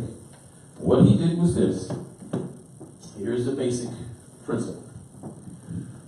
What you must understand, you're doing something in your wake and you're daydreaming, that's a moment that a subliminal can be dropped into your mind. I've told you all this before, and I'll do this again. I apologize if I seem like I'm being boring and I keep revisiting it, but understanding the mind is just such a great wonder. It's a great subject. You know, you'd be like, oh man, wow. And we'll just say this is the head, this is the nose, this is a top, the head. So, this is your right brain, and this is the left. Now, this side, your left is logic. And this side is the imagination side.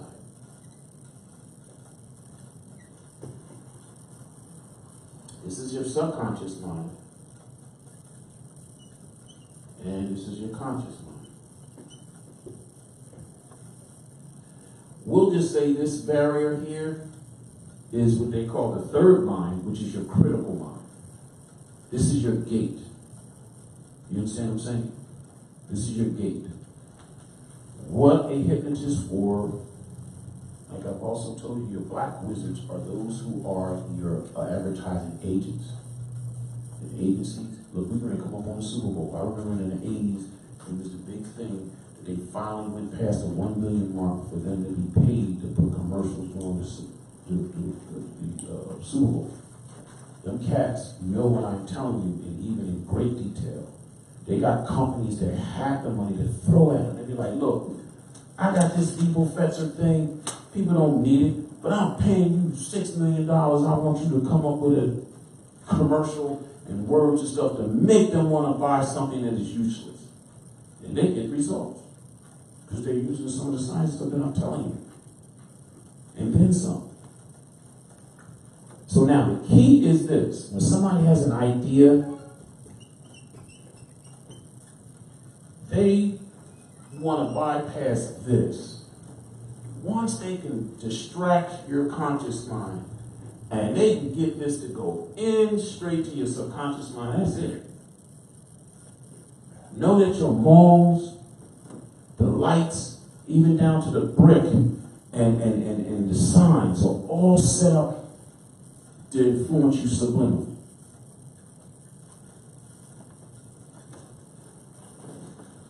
The key is this: bypass this. So when you daydream, that's the perfect time somebody can sit there and say something and drop right in your subconscious mind.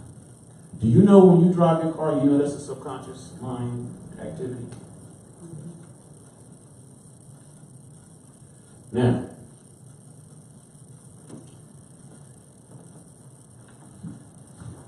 understanding this, when you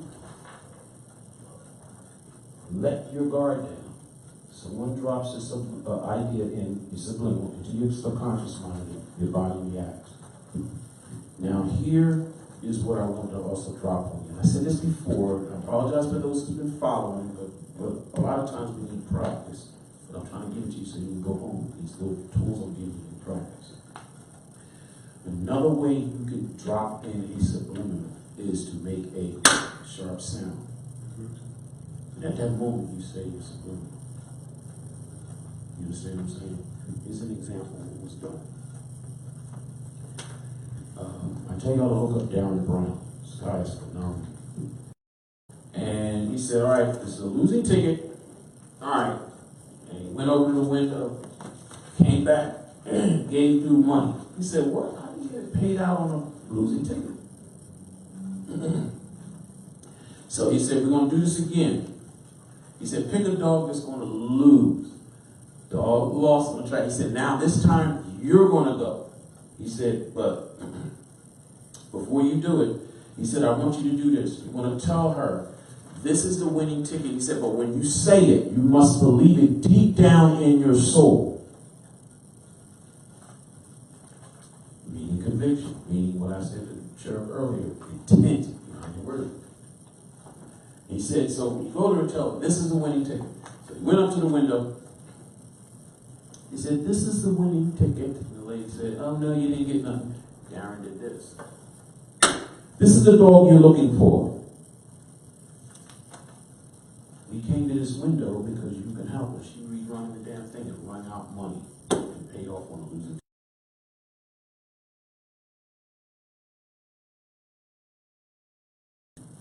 And back to, remember I told you on your legal doc? I said, matter of fact, let's go ahead and get some invisible ink. Matter of fact, we're going to do that. Matter of fact, somebody donate, this is Dr. Hannibal Bey. People out there, you love us. We love you too. Donate some invisible ink to us here. Send it in care of either me or Dr. Nadel, and donate it to here. We're gonna use that. And then I want a lot of you more to get that, make it a part of what you're going to do. So you submit your legal docs. Now it gets back to what I told you. Come up with a short sentence of what you want them to do. And don't just put it on the front. You make sure you do all the pages. I want to win. Or, you know what I'm saying? Well, I want to win. I want to win. I want to win. And guess what? Their subconscious mind is going to read that. You understand what I'm saying? And that's been proven. Individuals had a choice of picking up pieces of paper. And they had a choice of finding one card or paper that would say no on. Even though it was turned over among all the cards, the person kept picking the no card. And guess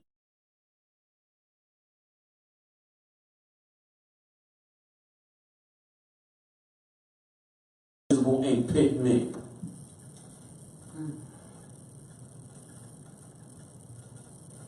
Well, they want to hate you more. So understand that. The key thing is to bypass your critical mind. When you daydream, that's the perfect time somebody can say a subliminal and drop it. So again, if you're in a situation, and I've done it. I'm not a person, I'm not a confrontational person, but I was on the phone with someone, and they weren't giving me what I wanted, and I said, this is what was I dealing with? What's the issue I was dealing with? They was dealing with my cell phone. I said, you're the person I'm looking for. And that cut the whole conversation. The person was pleasant, saying, I got what I wanted. So remember that. You want to make a short statement. And even if you whisper, your subconscious mind picked up what I said. Alright?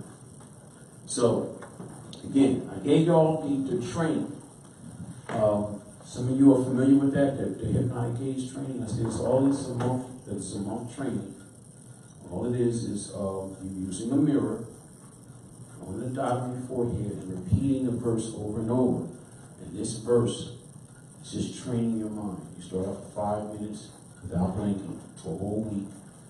Next week, you have 5 more minutes of that. Next week, after that, 5 more minutes. Next week, the 4th week, you should be doing 20 minutes straight without blinking. Once you complete that, your hypnotic gaze, one, like I told you, you ain't gonna have no vicious dog will be able to stare you in your face.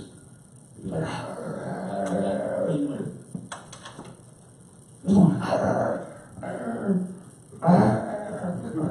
no lie, y'all laughing. It's a sign of alpha. Matter of fact, I also suggest to all of you, men and female, throw in the suggestion, the subliminal that I told y'all to throw in there for female alpha, using subliminal for 30 minutes. The same thing for your male. So understand that. Again, all that you're dealing with is perception. All that you're dealing with is perception, ideas, suggestions people are throwing at you. So again, remember this. You're just bypassing the person's critical mind. All right? That's the key. Bypassing it to go into the right side of the brain. All right? Remember the left side of the brain that deals with logic and, what have you. And your subconscious mind, which is the right side of the brain, deals with imagination, imagery, and what have you. And remember, I would normally do the demonstration again. And don't fall back on it again, but I'm trying to hammer home. Remember, I used to have a person to demonstrate, and I say, use the analogy of the board going across 2 high-rise buildings. And then I said, I had that board first on the ground and told the person to walk on, yeah, they have no problem. Then I said, I take that same board and put it on 2 20-story buildings and fasten it. It ain't gonna move until that person will walk on that same board again. And then what did that person do? They said, most likely they normally would just hesitate. They would go, And so what's happening is this. This is the internal conflict. This is also deals with your willpower. So I'm going to make sure I put that up there so you can understand this. Your left hand is your will. Your will is you going to walk it. Right? But 20 stories high, now you done tapped into your subconscious mind. Your subconscious mind starts to get into the imagination. And the imagination is what? You seeing yourself possibly falling off that board. You see what I'm saying? So now, this is the secret that magicians really rely on. The will and the imagination.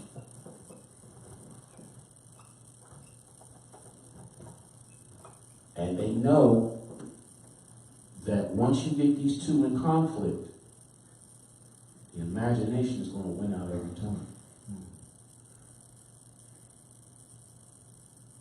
So now, does it make sense now what I'm saying? And such, you trying to tell me, such. I'm like, all right, but it doesn't go that way. And then I'm telling you to do. But what I'm standing on is constitutional law. Such.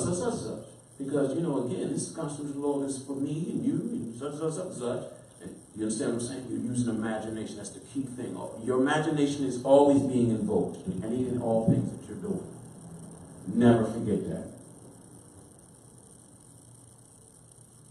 Right? The basics again. In inducing hypnotic state is this confusion, causing confusion. Remember I said earlier, I had a friend that mentioned that, the person was confused, and I said, no. I said, don't, what did I say? I said to that person, I said, that is a sign that you're in a hyper-suggestible state. And being in a hyper-suggestible state, I should have left this up here, but I'm going to just redraw it so you can understand. Being in a hyper-suggestible state is saying this. This is the nose again. And remember I did this? And it's the left brain, and it's the right brain. When a person is saying they're confused, guess what they're saying? They're saying,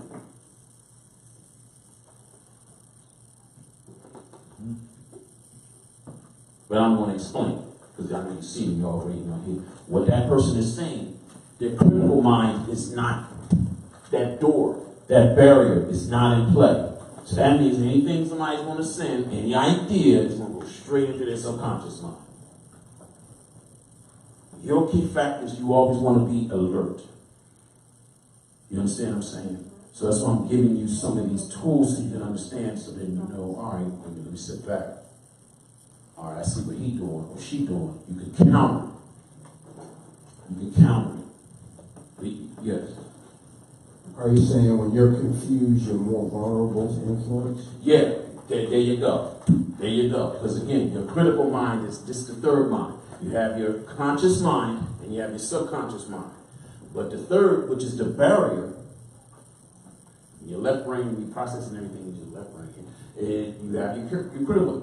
When you're saying you're confused, your person's suggestions are going to just slide right in real quick.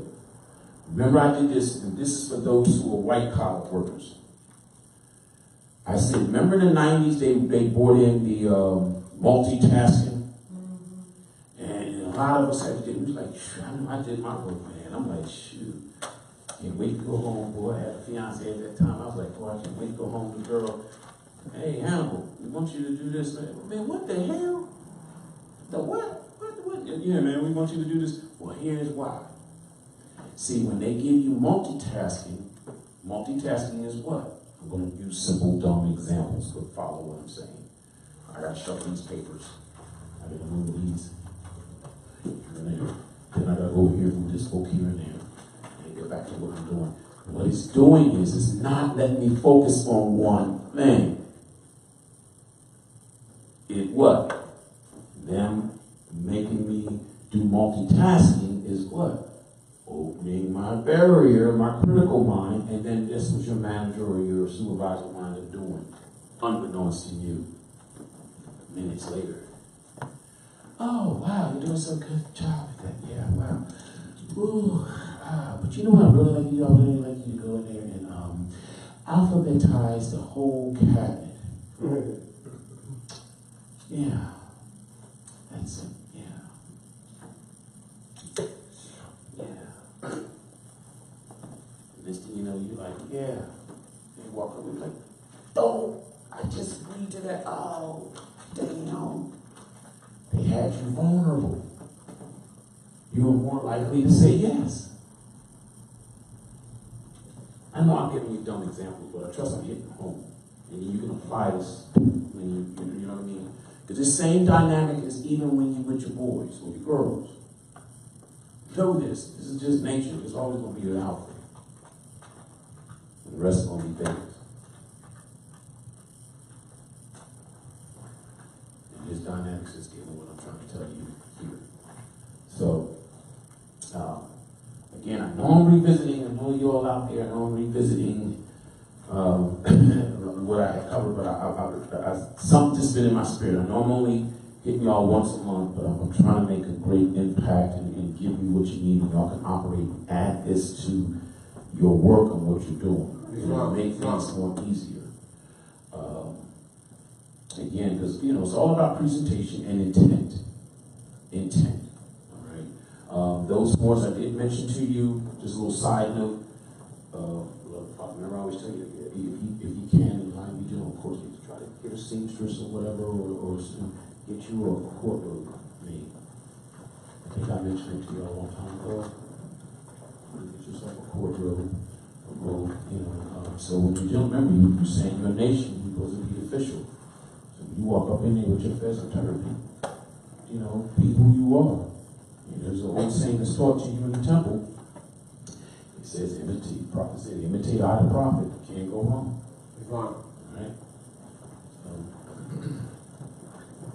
All right, so again, that's the key thing of introducing hypnosis, or we say a wake state. I would like to do another demonstration to show you something real quick.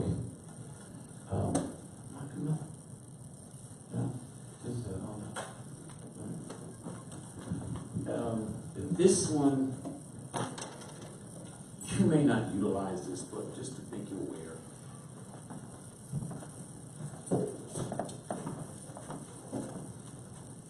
This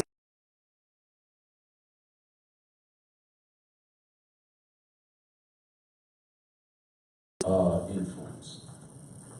It's called pattern interrupt. All right? Pattern interrupt is usually when you see a certain act, and you basically know it's normal, but then something happens that's unusual, and it's not normal, and that's what throws everything off for the person, or which leads to what I say, confusion, right? So, what we do with pattern interrupt is this. We walk up and say, hey, how you doing? Say, man, look at your hand. You're focused. And the person would usually slide into a state. But it's usually done in a more smooth. I don't think you want to do that, a lot, because sometimes if you ain't doing it right, somebody like, hey, man. But it is very possible. Now, I wanted to make you be aware of that because it was a time that people were saying, nobody can hypnotize you, and then all of a sudden start turning up on the news that people was getting robbed. Finally, back in 08, March of 08, I got it on film. I think I mentioned this before. A guy of Middle Eastern look was robbing people using hypnosis. They got him on film. They kept saying, oh, they can't let you shoot. They got this man. He was going to all kind of places over in Europe. He was going to the daggone counter, and you know how you have your checkout thing and the girl behind the thing? He told the girl, look into my eyes. And all the baby did was basically what she did. And he just kept looking up, and he was emptying her too. And I said he had a partner. Because I know darn well if I was behind him, I'm like, man, what you doing? Because I got to get out. You know what I mean? I would say something. And then I noticed, I looked back, it was a woman. She was talking, steady talking. So I said, oh, that's his partner. Because I'd be darn if I'm standing there, I'm watching him robbing the till. Because one, I got to pay for my stuff. And I'm like, but yeah. And the girl was like, she ain't remember nothing. She said, the only thing I can remember is he said, look into my eyes. And they played the video, and she just watched herself sit back. And he just kept looking up at her. And emptying the till. That's why I'm telling y'all to do the training I gave you, please. It'll work out. Once you put your time in and you do it, it will pay off. But yeah, that's called a pattern interrupt. How most of the ministry, when they're anointing, Go on, talk up. Yeah, because you got it. You got it. You on the roll. That's what I'm saying. Yes. when Christianity sometimes, when they anoint people or what is it that they do when Healing, they're laying laying hands, right. laying hands on people. Right. Yeah. Right. You have to touch them, so you're breaking. Even so, I can, like, again, remember I tell you rapport is very important. Yeah. Just having rapport. I can influence you and basically not even touch you. Like, hands together, legs together, feet together, hands. All right. Now, I'm going to do this. I want you to look me here in my eye. Now, I'm going to say to you, you're going to feel a feeling of falling forward.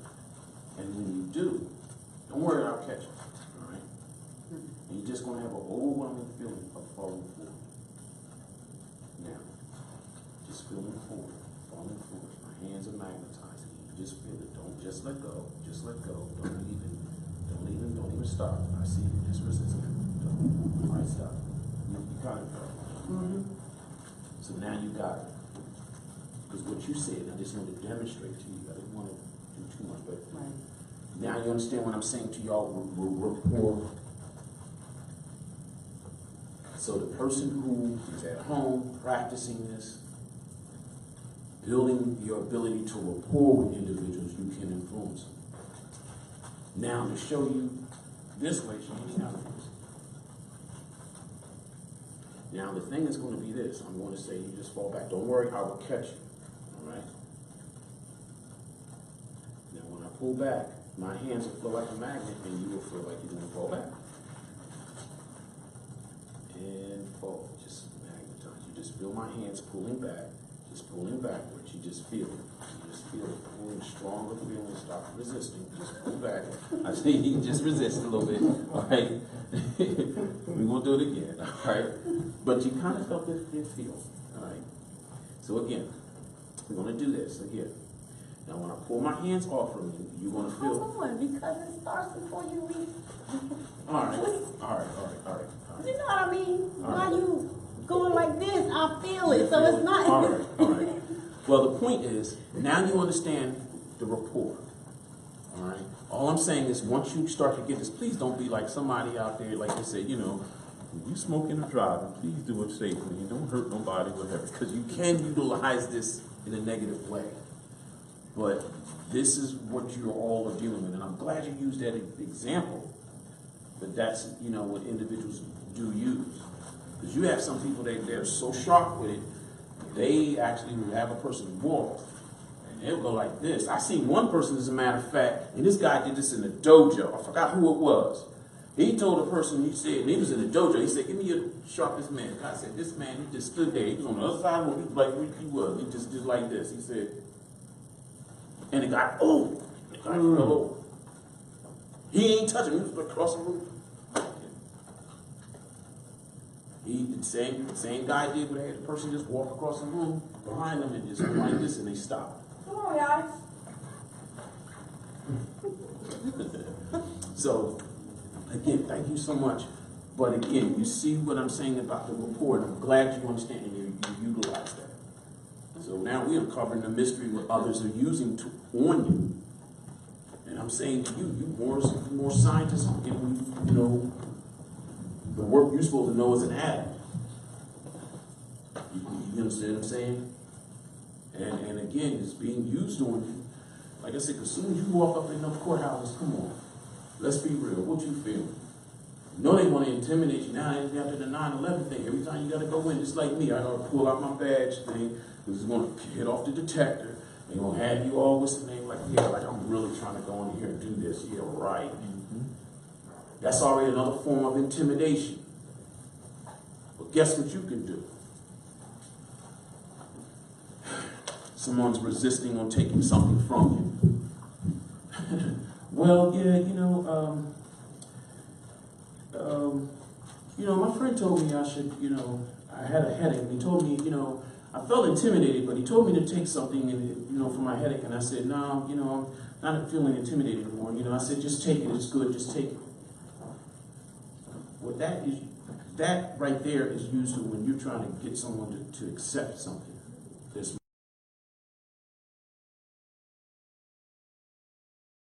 You're saying it, like to them, they just think it's small talk. This is you finishing the deal. You're like, yeah, I felt kind of intimidated. What you're doing, you're intimidating them. You get it? And then you're throwing in your suggestion, and they're accepting what you want them to do. This is the same line the person uses. Cut some sheets of paper. Like I told y'all, he was using sheets of paper, and he was sitting there buying stuff with white sheets of paper. So, I thank y'all so much for the demos, and of course we're going to do some more things. What I wanted to do, I know we went a little bit over time, I want to do a prayer cipher for those. If anyone is out there that want to put that, maybe on a live stream, I don't know how many, if it's, probably not that many people. Okay, if you want live stream and you want us to do a prayer cipher for you, I would take like one or two over line, but the rest, again, if you like to send in a prayer request to, we'll say our prayer cipher, and send it in to the House of We're Awakening Minds, 602 Vanderveer Ave, Wilmington, Delaware, 19802.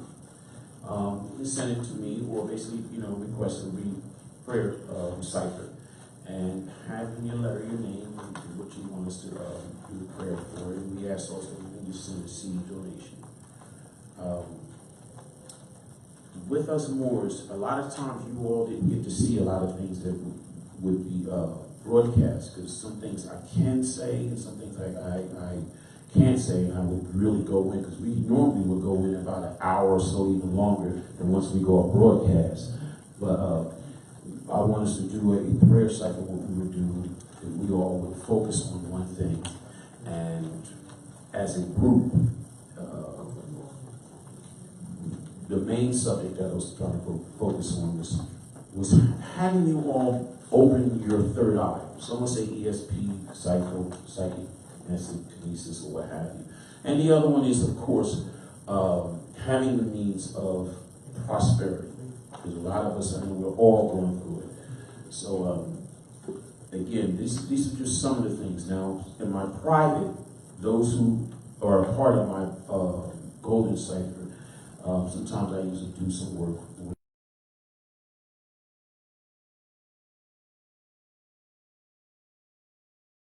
that.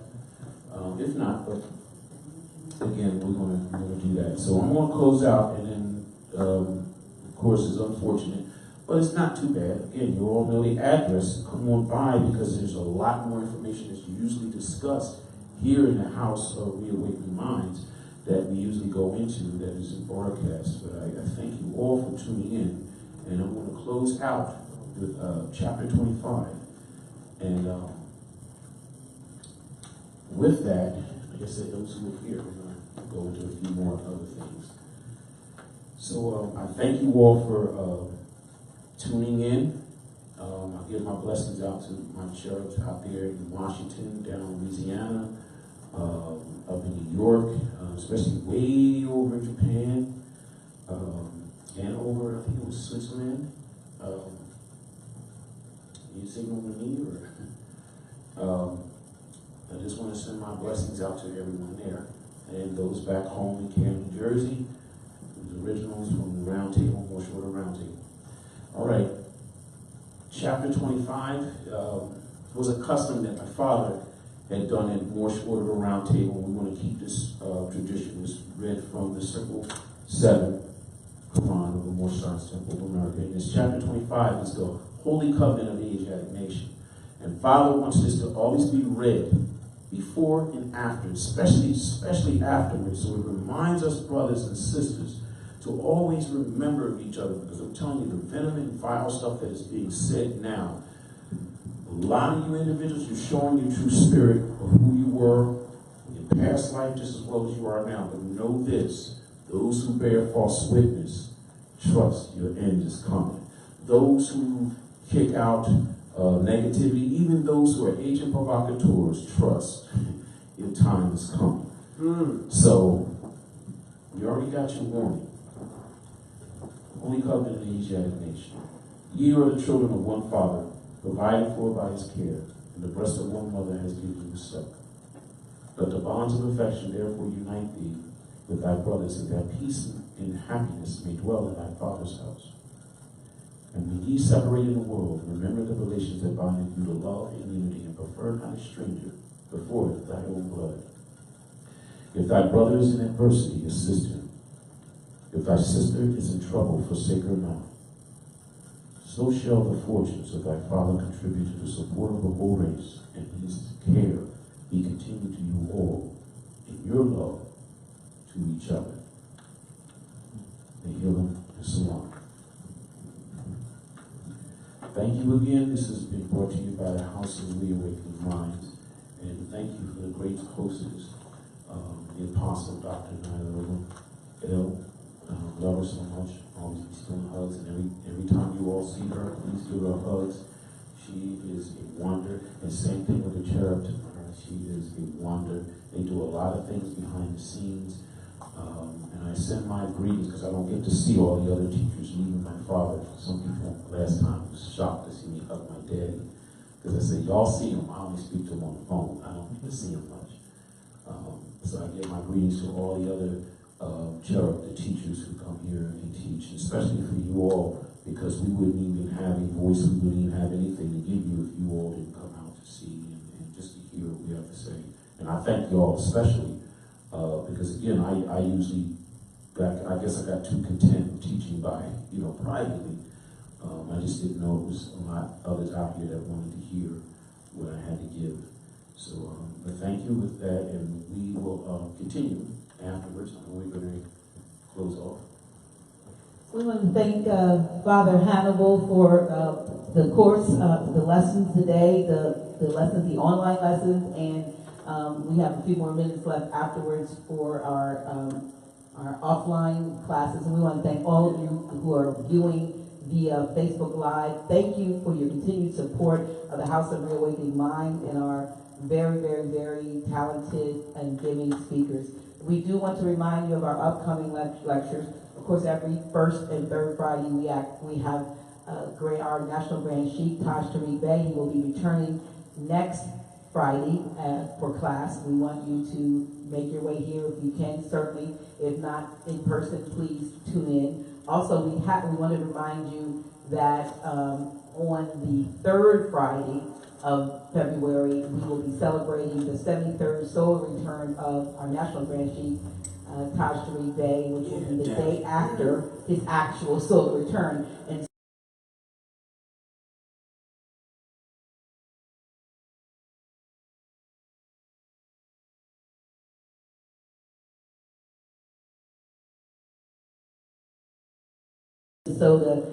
so forth that plan to come. So we want you to be a part of the celebration. He is deserving of the honor, and so we invite you to be a part of that on Friday, February 15th.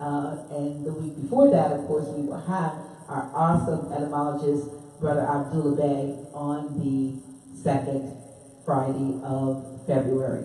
We thank you and we look forward to coming before you again. Islam.